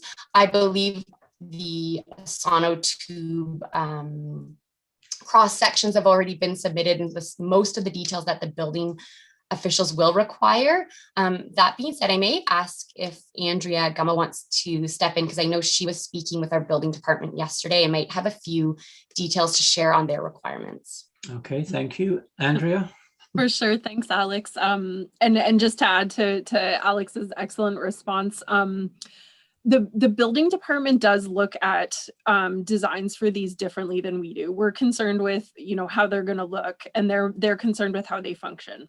Mm-hmm. In terms of seeing kind of a rendering that really gives a good idea of how it's going to look on the building, I don't think that is not a requirement for the code either. It's more just about demonstrating that you're meeting code requirements for a deck and the railings and stuff. So that being said, we do review those plans when they come in, and then we're sort of able to apply our design knowledge to those plans that we see. And it usually involves a bit of a conversation with the building inspector just to make sure that we're, you know, reading those plans correctly. And so I think in this case, I would say that I don't share the concern about in the end this coming out very appropriate and in line with the heritage approval. I do think that there's a mechanism here for us to continue to be involved. And I also did just want to mention, as sort of a business and operations perspective, when people come in for applications for porches and decks, in planning in general, it is sort of there are less stringent requirements for drawings specifically for those types of applications, because it is very possible for someone to basically give us a napkin sketch and we can evaluate it from a zoning perspective. Of course, for heritage, that's a little different, and we do need a bit more detail. But I would say that we do not generally see, you know, detailed design drawings for decks and porches unless it's part of a much bigger redevelopment, or a bigger proposal where they're doing those designs and drawings to sort of justify a planning approval or a bigger change. I hope that's kind of helpful for perspective, and I'm happy to provide any more detail. Thanks. Okay, thank you very much. Don, I guess, sorry, am I still muted? Or can you hear me? No, but I'll be with you in just a moment. Don, okay, does that answer any of your questions? Well, I think not entirely. You know, I think really the committee deserves proper diagrams, and you know, they don't have to be professional, but the diagram we are given doesn't have any useful, well, it doesn't have the dimensions that allow us to know whether it will work and how it will look and so on. So to me, the drawings are inadequate, and I kind of regret that they came to the committee without more detail. And so I guess everybody has to sort of make their own decisions, but mine is not to recommend approval. Okay, thank you. Donald Mitchell. I guess through you, Mr. Chair, for me, I have a little bit different take, and having spent, you know, 6 years on the accessibility committee, I look at two aspects, because oftentimes decisions are made, very technical decisions are made that aren't in the purview of your committee work. And I look at what the overall intent is. And I think this is very clear what the overall intent is. And then I look at what the role that we're supposed to be doing within the scope of what we're doing. And I don't mean that we don't advocate for example, say for accessibility or barrier-free considerations. Even if another constraint is overpowering it, we'll still advocate for that. But in this instance, for example, for me, I saw the intangible heritage. So I'm looking at the idea that the existing stairs, those stones that are poking up out of the ground and going up a second set of stairs and going to the backyard, flagged immediately for me that this would make the property more usable, it would be more accessible, staying in one plane, etc., and that's very much in the scope of what we should be looking at. I would be really disappointed if the other departments looked at a deck and allowed something to be permitted that wasn't compliant. So I have to trust that whatever the deck is that's built, it'll have to meet the Ontario Building Code. If that's applicable, it'll have to meet any municipal codes if that's applicable. So in terms of my decision For this, I see it as an improvement to the heritage. It'll allow aging in place depending upon who the occupant is. It has certain, not stringent, but it has certain levels of barrier-free considerations that have now been factored in there. And I trust that it will all meet the applicable codes and requirements. So I am very much in support, but I offer this just because of the subject matter that was raised. Thank you. Okay, thank you. Jennifer?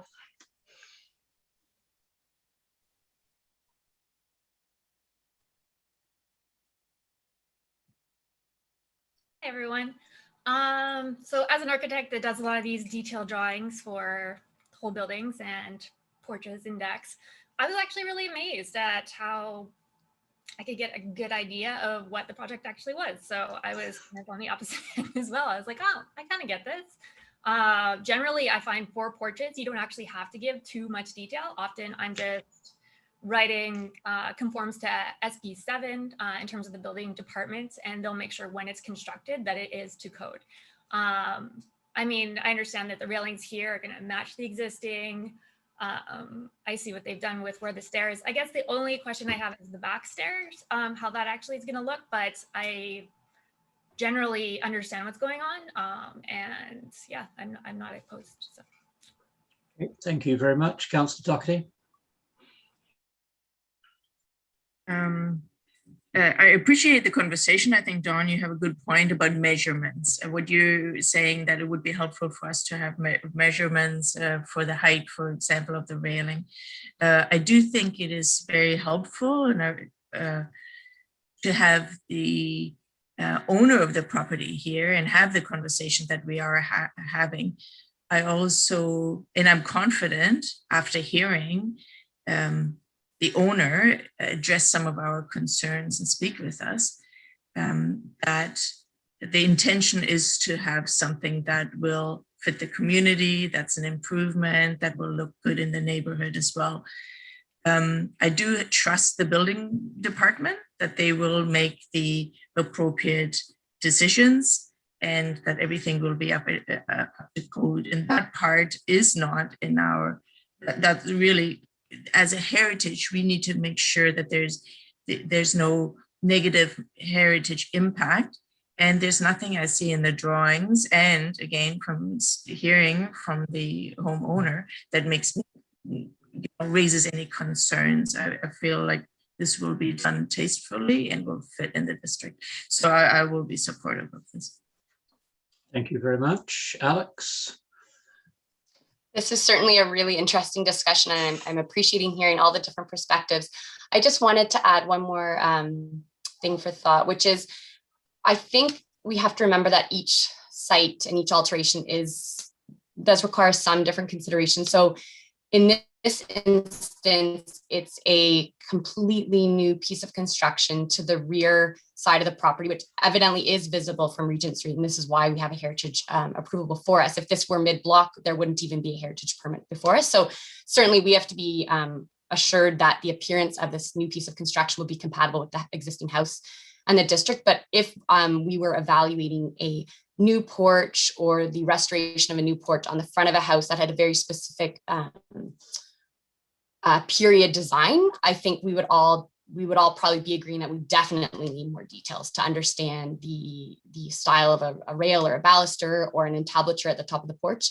But in this instance, it's a very simple deck with railings only. And so in terms of the kind of information we require, and given that we have an existing porch to match the railings and the baluster too, and I think in this case, staff obviously were confident that we did have enough information to make a decision, but I do appreciate this discussion because certainly everyone's perspective is very valuable. Thank you. Okay, thank you. Further questions? And if not, I will move on to final comments.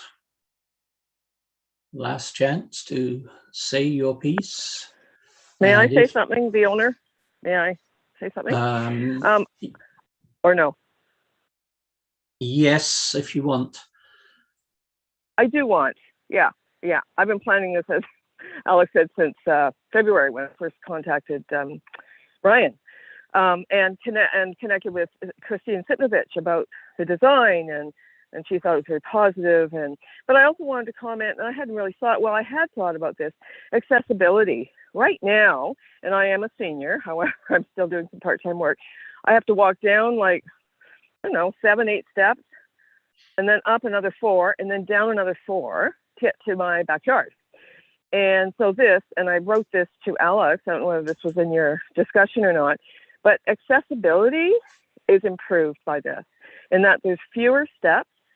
Plus, I had to replace the rotten stoop anyhow, and I imagine that is just something I can do anyhow with a building permit, right? Whether it's heritage or not, because it's there and it's rotten, full of ants and that sort of thing, which is destroying the wood on the house, frankly. So I just wanted to comment on that improved accessibility, which is of concern for me as a senior and for the future and people coming to visit me. Okay, thank you. Committee members, final comments?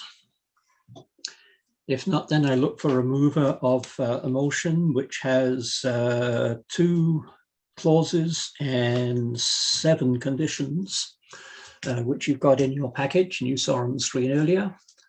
Donald Mitchell, moved by, seconder. Paul Banfield, thank you very much. Further discussion on the motion? And seeing none, I ask you to vote. Those in favour? Those opposed? And I notice 7 in favour, 3, 4, 5, 6, 7, 8 in favour, and Don Taylor opposed. So that is carried. Thank you very much, everybody, for helping with that one.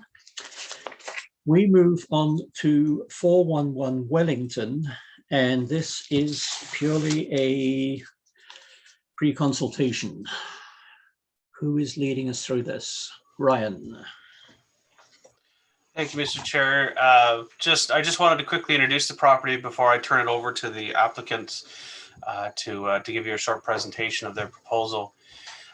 So I won't go through this. We'll just leave the slide up. The subject property is on the north side of Wellington Street in the village of Berryfield. The property is a former site of the J.E. Horton Public School. It's about 2.5 hectares or 6 acres in size. The property is included in the Berryfield Heritage Conservation District. It was created under Part 5 of the Act in 1979 and had a few amendments, most recently 2016.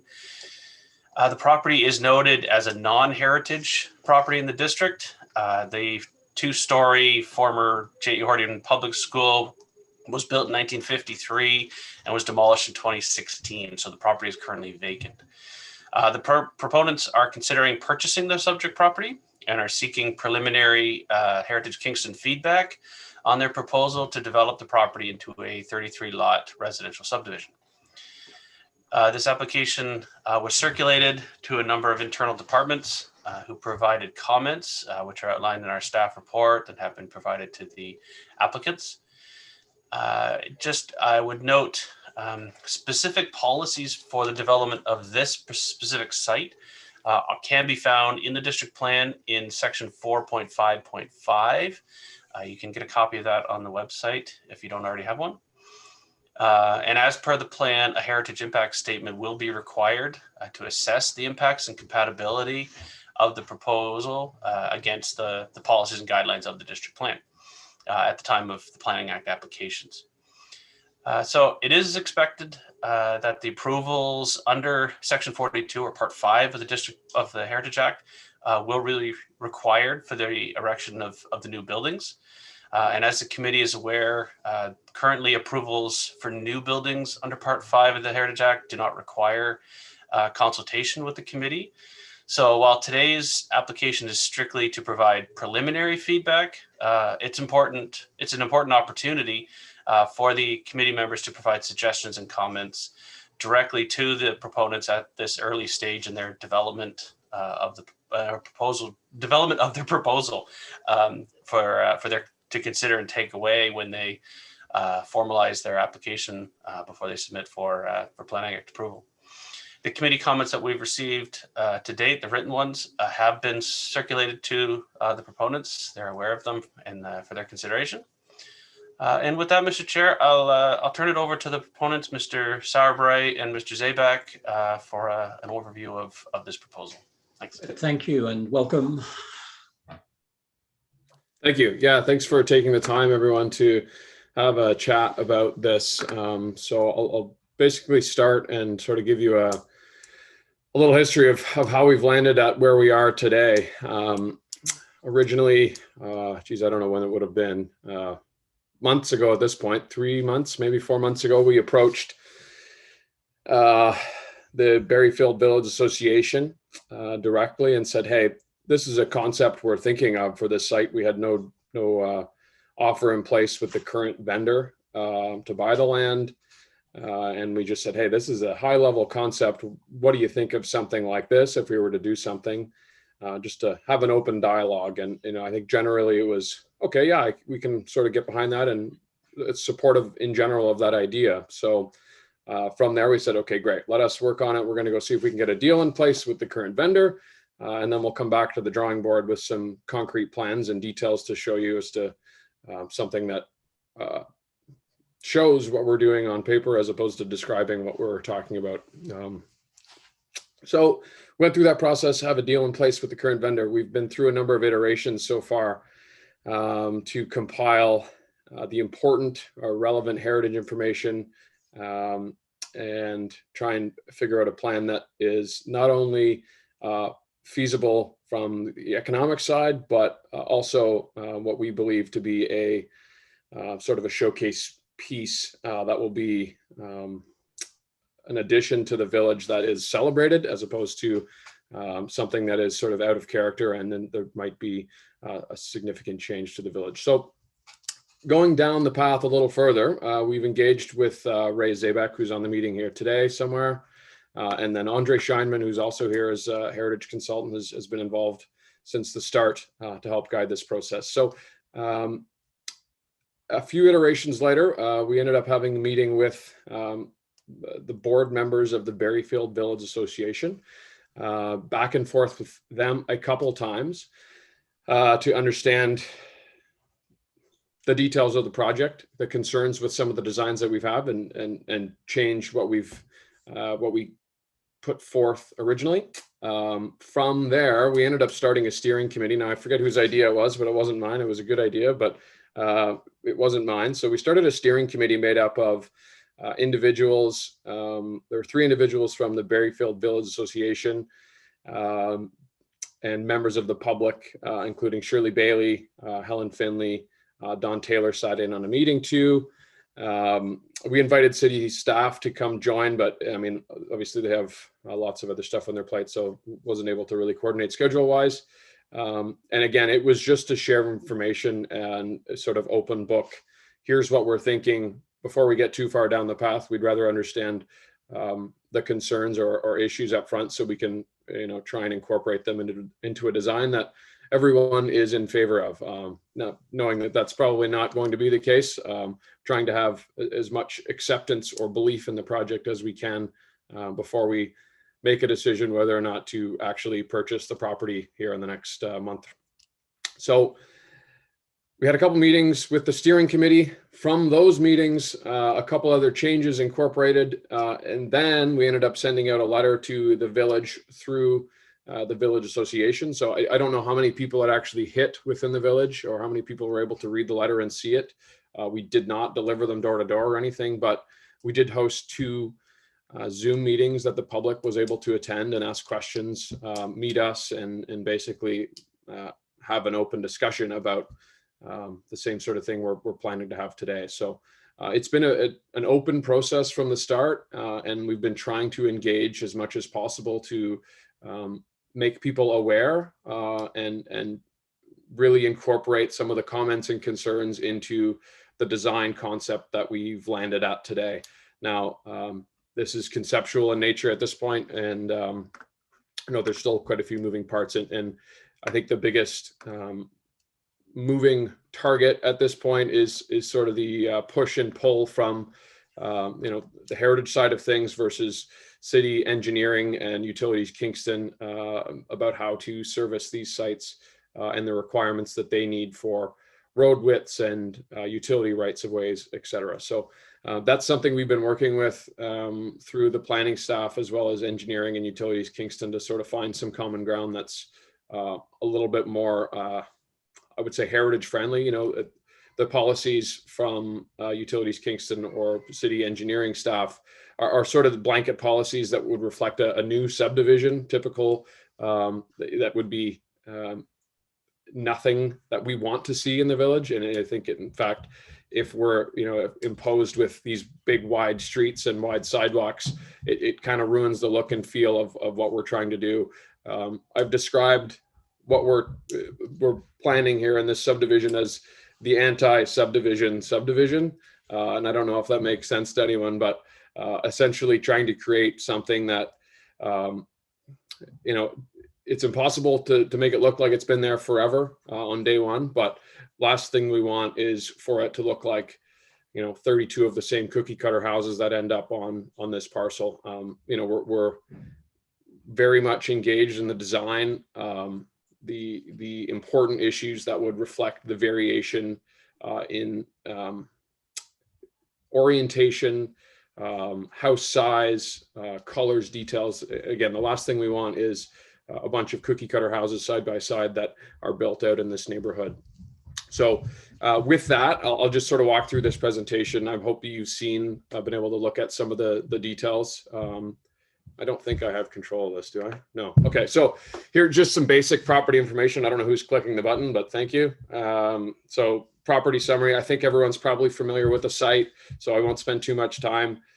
But as you can see, it's Berryfield Village. It's mostly residential housing. We back onto, or we're on the side of St. Mark's Church there, so that's an obvious a sensitive site, a very sensitive site in the village. So something we're very aware of, and trying to maintain those view paths in a way that's responsible. Next. Again, this is another overview, so feel free to keep going, and I won't spend too much time on these slides, and it's rather here for reference for discussion as we move forward here in case anyone wants to see anything. So next. Again, this describes the process we've been through, starting with a couple members of the Berryfield Village Association, growing to that steering committee, those Zoom meetings we had with the community at large. We've had a pre-application meeting with the city in April on the planning side of things, which was well received, and we're working forward on a full submission along these lines. Next. So the site obviously has a significant number of considerations to factor in. And that's one of the reasons why we've had Andre Scheinman in from the start to help guide that path. He's done some work in the past here for Berryfield Village, and these are just some of the considerations that we've tried to reflect in the design, knowing that it's not perfect, and some of the things we've tried to incorporate, including a grid pattern that match up with the two streets there.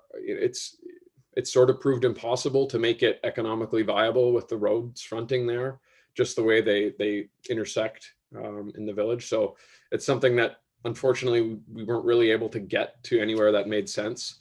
But the other things that we're keeping in mind that are obviously very important are those sight lines to St. Mark's Church. And we're really trying to have unobstructed views of St. Mark's Church, as opposed to just a view of the steeple that might be over top of a house or something like that. So, really trying to have unobstructed views that are not just the view of the church, but have a little bit of room so you can actually see and appreciate it, as opposed to, I think previous iterations of plans that have come forth are, views that, yeah, you could see it. If you're standing in the right spot with your head tilted to the left a little bit, you can make it out. The intention here is to have a true pathway to see it. So yeah, here are a few other considerations. Again, garages in the back. There are a number of details in the HCD that talk to new construction and materials that are required. So we haven't gone into that in detail here. And there's good strength in that HCD that will be reflected in the final built form. Including windows, heights, setbacks, roofs, materials, the entrance, the orientation of buildings, all those are well articulated in the HCD. And again, the plan is to have variation throughout so that it's more of a continuation of the village as opposed to something totally out of character with what's there already. Next. Yeah, some of the people involved, most important for this committee would be Schultz and Zabak. Ray Zabak has been key in the design from the start, and Andre Scheinman has been guiding from the heritage preservation side of things. These are some of the images I believe that you've seen already, and we can scroll through them, every couple seconds we can take a look. So what happened here, these are actually a few different house designs placed on these lots to just show the articulation and difference that can happen on the site. These are not meant to show the final built form of these houses, but rather a more animated version of a site plan so that we can get a look and feel of what it may look like at the end of the day. This is a view path, the vista out to St. Mark's from Wellington Street and the other entrance at Wellington Street. Again, you're able to see the church very clearly through those paths. So again, that's the intention to maintain those views. That's a view coming up 15 when you're looking at the far side of the church there. This is just showing a couple of the sight lines to the church again that we just showed in those previous images. Graham and I are the two partners here at City Flats who are the managing partners here. So we are, I think Graham is on this call somewhere. He might be under my name. I don't know if he got the invite as a panelist or not, but I think he may be here. But just our backgrounds, we're both from Kingston. I've been working on a few heritage projects. Graham's been working in real estate in the big cities for the last number of years and has come back and we started this company a few years ago. So yeah, we're both Kingston natives and aware of some of the history and the importance of the heritage attributes of sites throughout Kingston, but more specifically Berryfield and specifically this site within Berryfield and the detail and articulation that needs to go into a plan of subdivision here to make it a success. We're very aware and we're keen to have some feedback from all of you to understand if this project is feasible from your point of view as well. Contact info. Yeah, so that's it. That's all I have. I'm just interested in getting feedback and happy to hear any comments. Ray, and I see Ray and Graham here and Andre's there too. So we're all here to answer any questions. So I don't know if Ray, if you have anything to say or anyone else, now would be the time.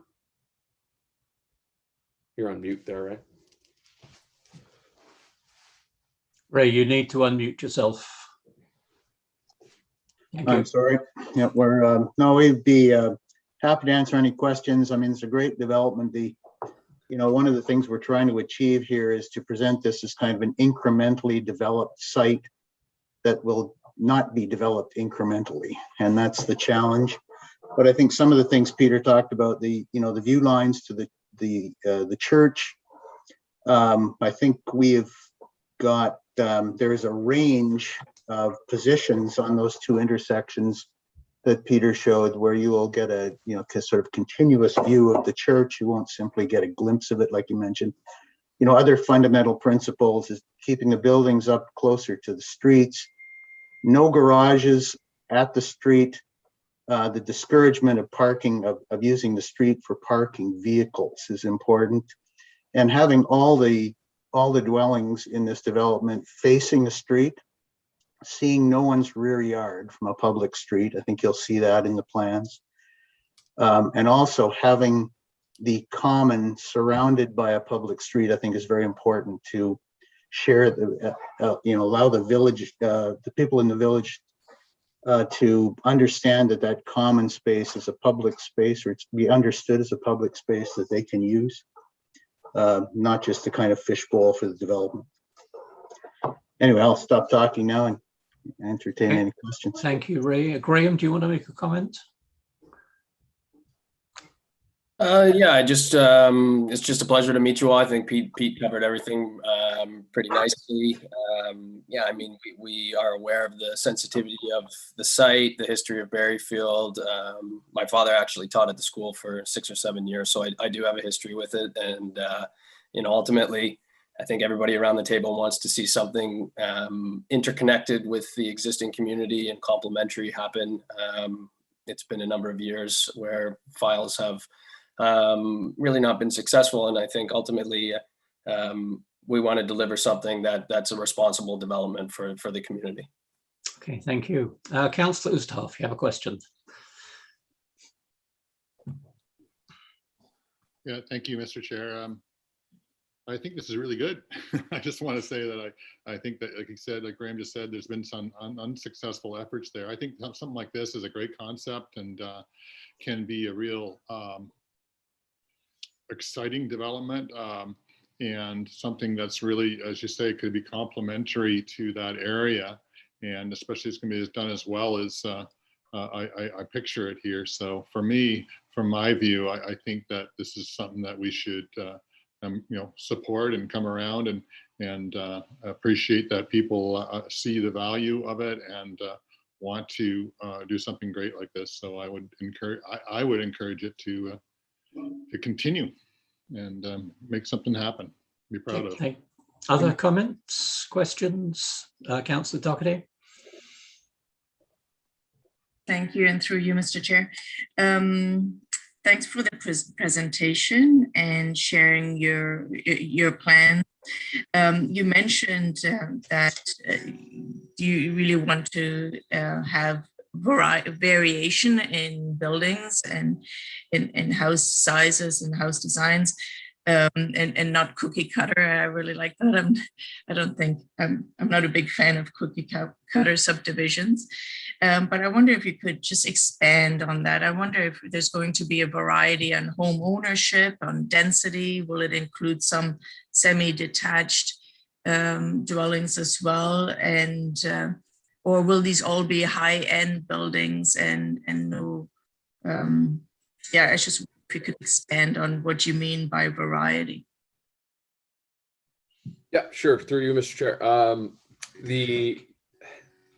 The variety is a tricky one that there's certainly not a science that we've been able to nail down to figure out how we would get that done.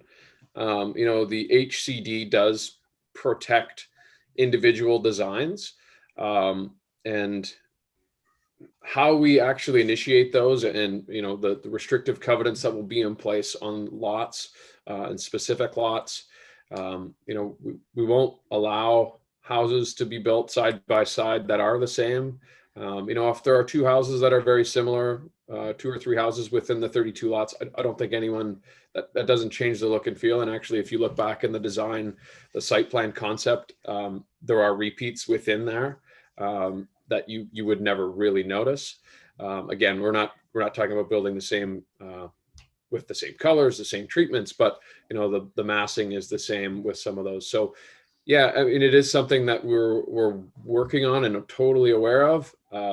It is a tricky one to be able to provide a concrete answer on, because we haven't come up with a good solution. We're all ears and happy to help. I mean, from our point of view, if we're not able to deliver that articulation, variation, and that the vision of the anti-subdivision, it's a failure anyways. So it's sort of most important to us. And I mean, from our point of view, this is in the public a little bit. We've had a couple of people approach us who are like, great, I'd like to take all those lots as a builder. Well, that doesn't really work. You know, if we're going to have one builder who's going to build the same houses, that the detail, even if they're different, will be somewhat similar throughout if you've got one designer who's putting together all these houses and end up building out all these houses. So yeah, it's something we're trying to manage. We're hopeful that we'll be able to sell a number of lots to individuals who can then take on a little bit of that process themselves. And that way that design will be reflective of what they think within the plan, the HCD plan, that is an acceptable build. That variation will happen naturally through some of those builds. And then through builders who will be building new homes, we're trying to figure out ways to manage how that process will happen. And, you know, things we've talked about, you know, they're not having lots side by side, limiting the number of lots that they could build on, making sure that they can't build the same house twice, those things. Again, we're sort of early on in that process, and we're trying to figure out the best path to get there. So we're open to suggestions and details and how we can actually make that happen, because we know it's important. Okay, thank you. Donald Mitchell, then Andre. Hold on. Sorry, I have a follow-up question. Okay. Sorry, Mr. Chair, but before, I'm sorry, Mr. Chair and Councillor Doherty, perhaps if Mr. Scheinman could respond, I believe he might have a response to Councillor Doherty's first question. Okay, Andre, welcome back. Can you hear me? Yes, we can. All right. Hi, everyone. Just by the way, Donald Mitchell, are you in the parish hall of St. George's Hall there? It looks like it. I'm in Sydenham Street United Church. Okay. Yes, I knew it was right. I recognized it, but I got the places wrong. All right. Thank you.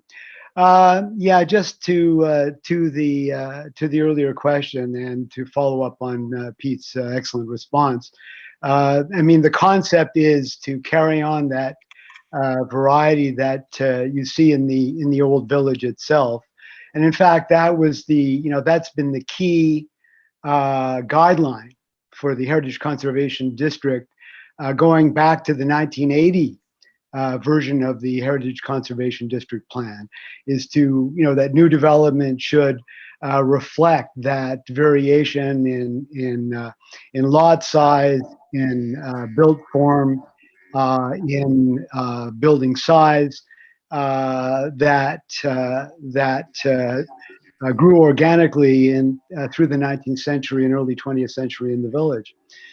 So that that's the concept, and then as Pete said, that's the desired result too.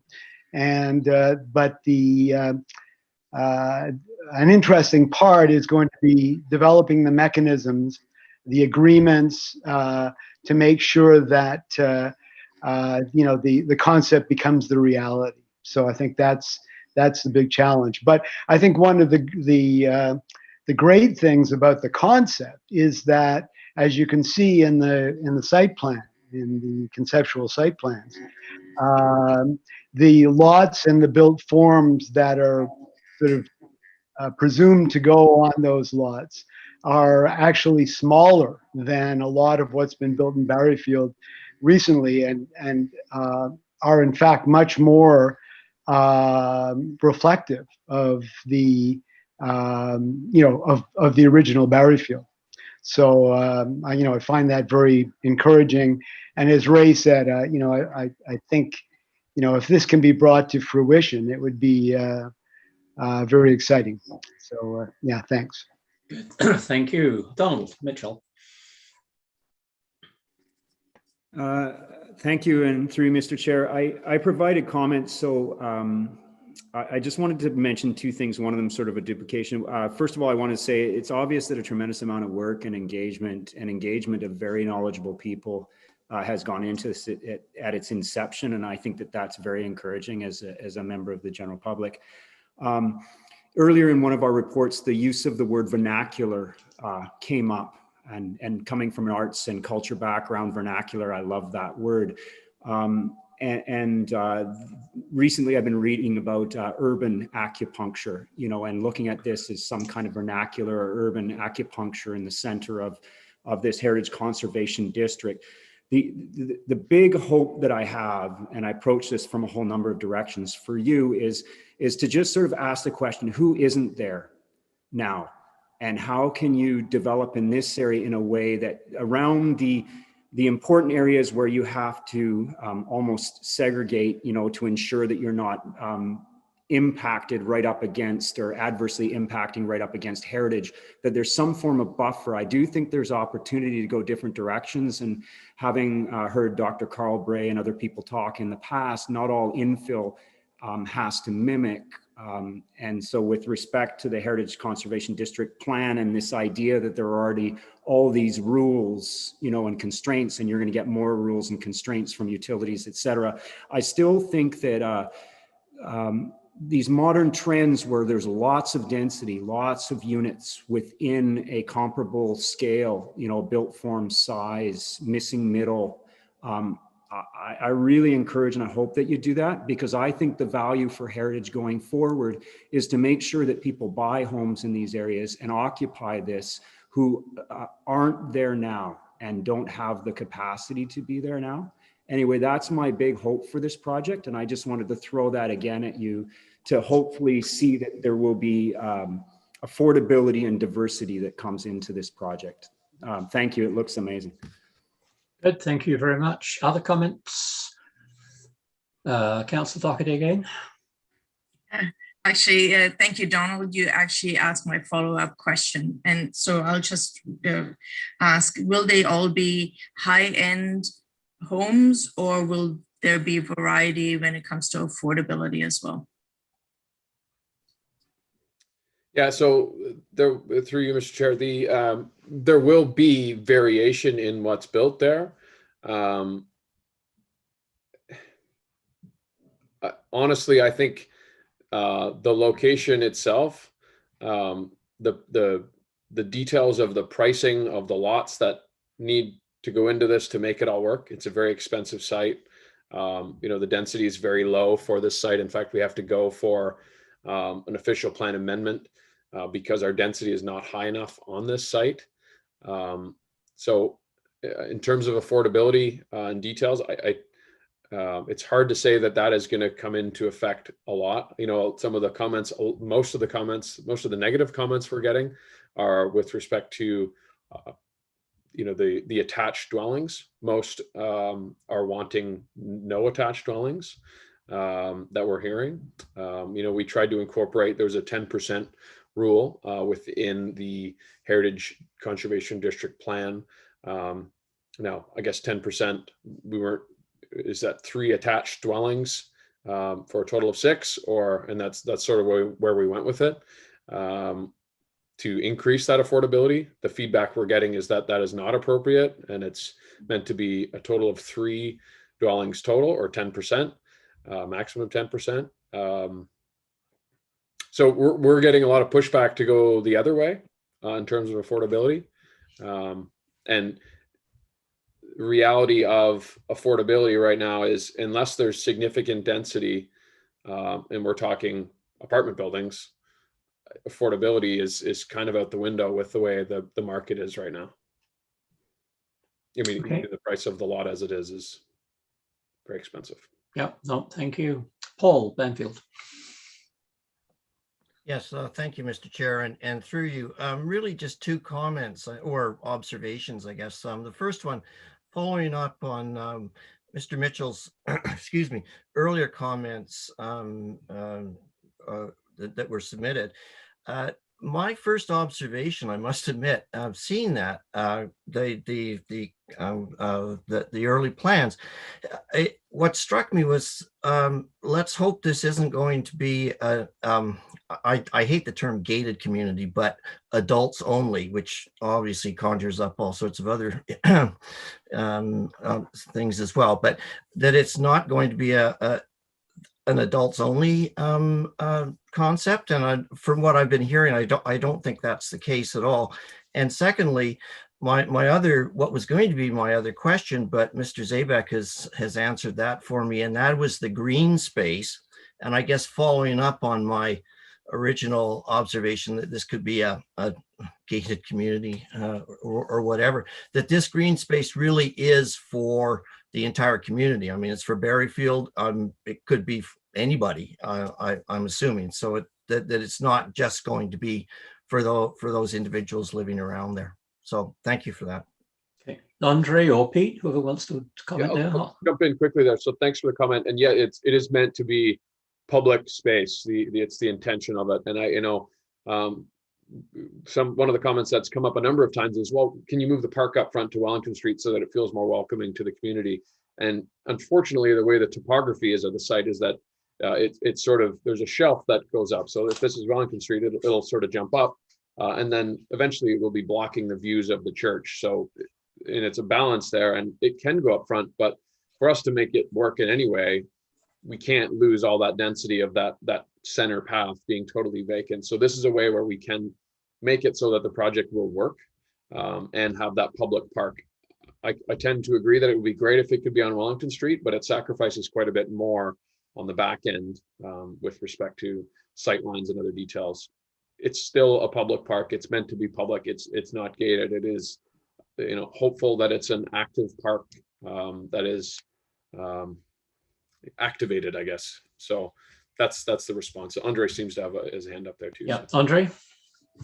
Yeah, just to follow up on Pete's comment. Yeah, so I mean, that has been traditionally sort of an open space for the Berryfield community, going back to before Horton School was built, and then of course as a school, it had the schoolyard. It had this massive schoolyard that was open space for the community, and so the common is a kind of we think of it as the next iteration of that. And as such, it's really, as Pete said, it's meant to be for the community. First of all, it's a wonderful amenity for the development, obviously, but then a lovely amenity for the village of Berryfield. And, it's mostly, can be accessed by, the pedestrian villagers very easily. It'll still be the part of the pathway to St. Mark's Church.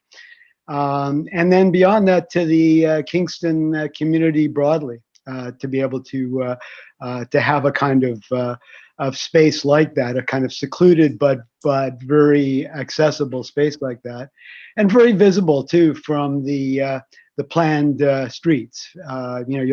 It's not like it's a hidden thing just for that neighborhood, but rather very visible from the streets, and hopefully welcoming to others. Good, thank you, Andre. Jane?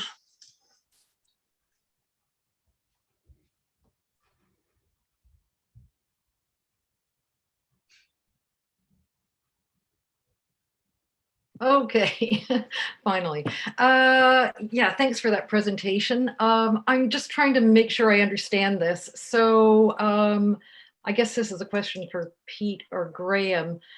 Do you anticipate then each house or each lot, if you sell lots, would have a different architect and builder? Or is it possible that a builder could buy a number of the lots? I'm just trying to get some kind of idea about how these houses will be built and provided for.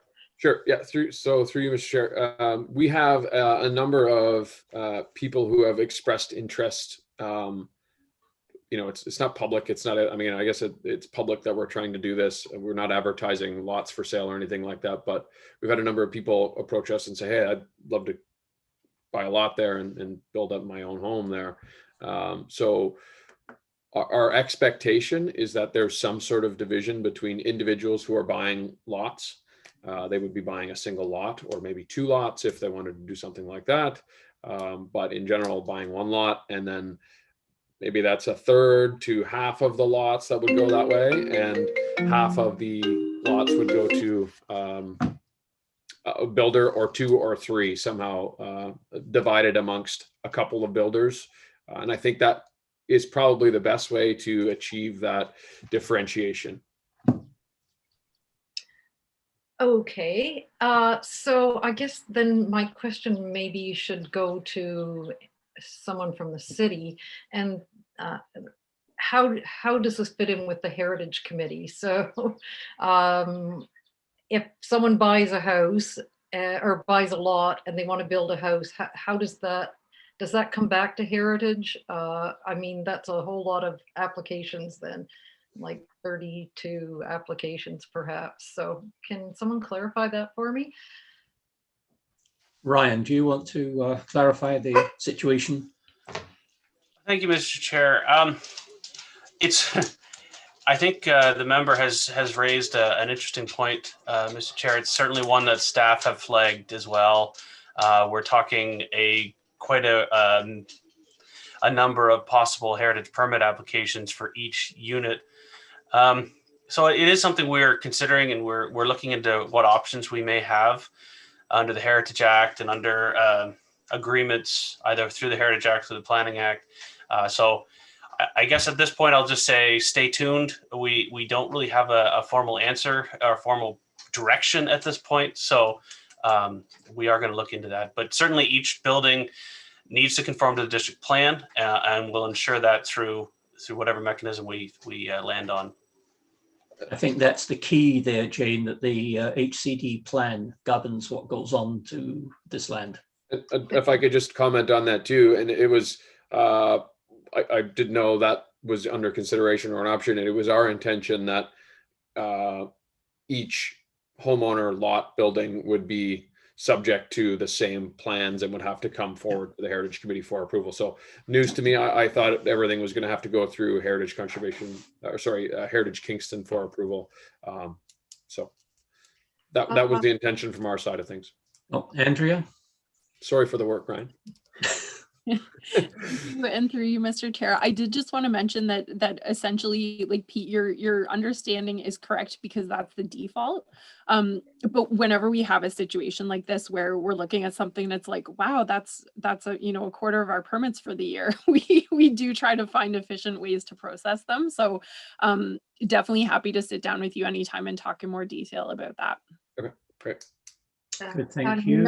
I'm not quite done here. Okay, Jane.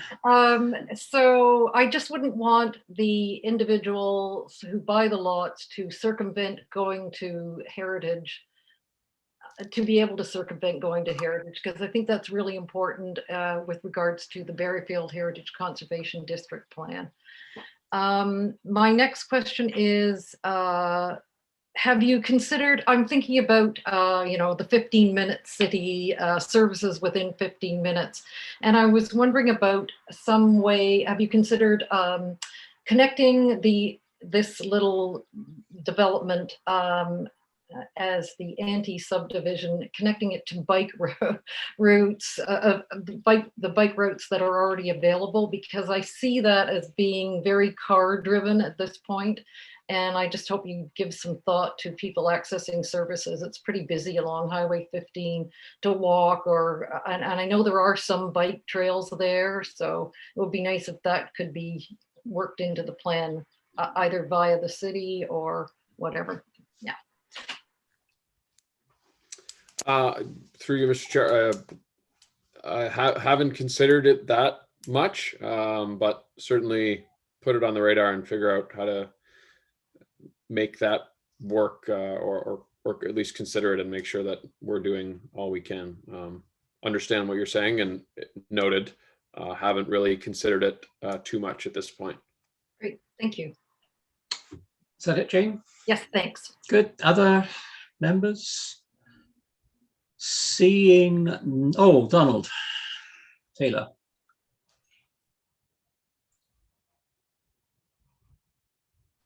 Yes, I'm still here, although I seem to have lost my camera. But Okay, we can hear you. Okay, well, just a minor comment. I think almost everything's been said, but it's likely that there'll be some tension and negotiations that have to do with diversity and so on. And certainly, I think we're all aware that since the HCD was put into effect, and there've been quite a few new buildings in Berryfield. They've mostly been big houses, and we've seen really the gentrification of Berryfield, which some people think is fine and some people not so fine. But if we are going to get more diverse housing in this area, I mean, I think the committee should be open to it to a certain extent and be prepared to make some compromises in the district plan and maybe a higher percentage of semi-detached, and maybe even a bit of row housing, and lots without garages, and so on and so forth. So as far as I can see, the committee should be willing to consider some flexibility in the sort of lot size and constraints. Thank you. Good, thank you. Further comments, questions from committee members? And seeing none, I would thank especially Pete and Graham and Andre for the work, and Ray for the work you've put into this. And thank you for presenting it to us. And I get the feeling that we will look forward to seeing you come back. Ryan, do you want to make any final comment? Nope. Oh, excellent. I had never had that one before from you. So thank you indeed. And okay, thank you very much. We will look forward to seeing you again. We move on to the 2020 Heritage Kingston report card, which you have on page 171, 173. Thank you, Elizabeth, for putting that together. Any questions on it? And if not, we will need a motion that Heritage Kingston recommends to Council that the 2020 Heritage Kingston report card be approved as a summary of the work accomplished by the committee. Do I have a mover for that? Councillor Doherty, and a seconder. I'm looking for it. Oh, there we go. Councillor Oosterhoff, thank you very much. Further discussion on that? Elizabeth.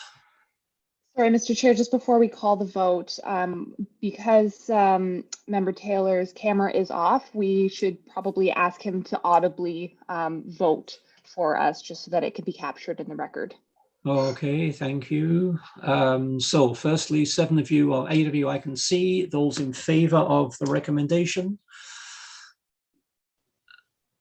Yes, I'm in favour. And you're in favour, thank you. Those opposed? So that is carried unanimously.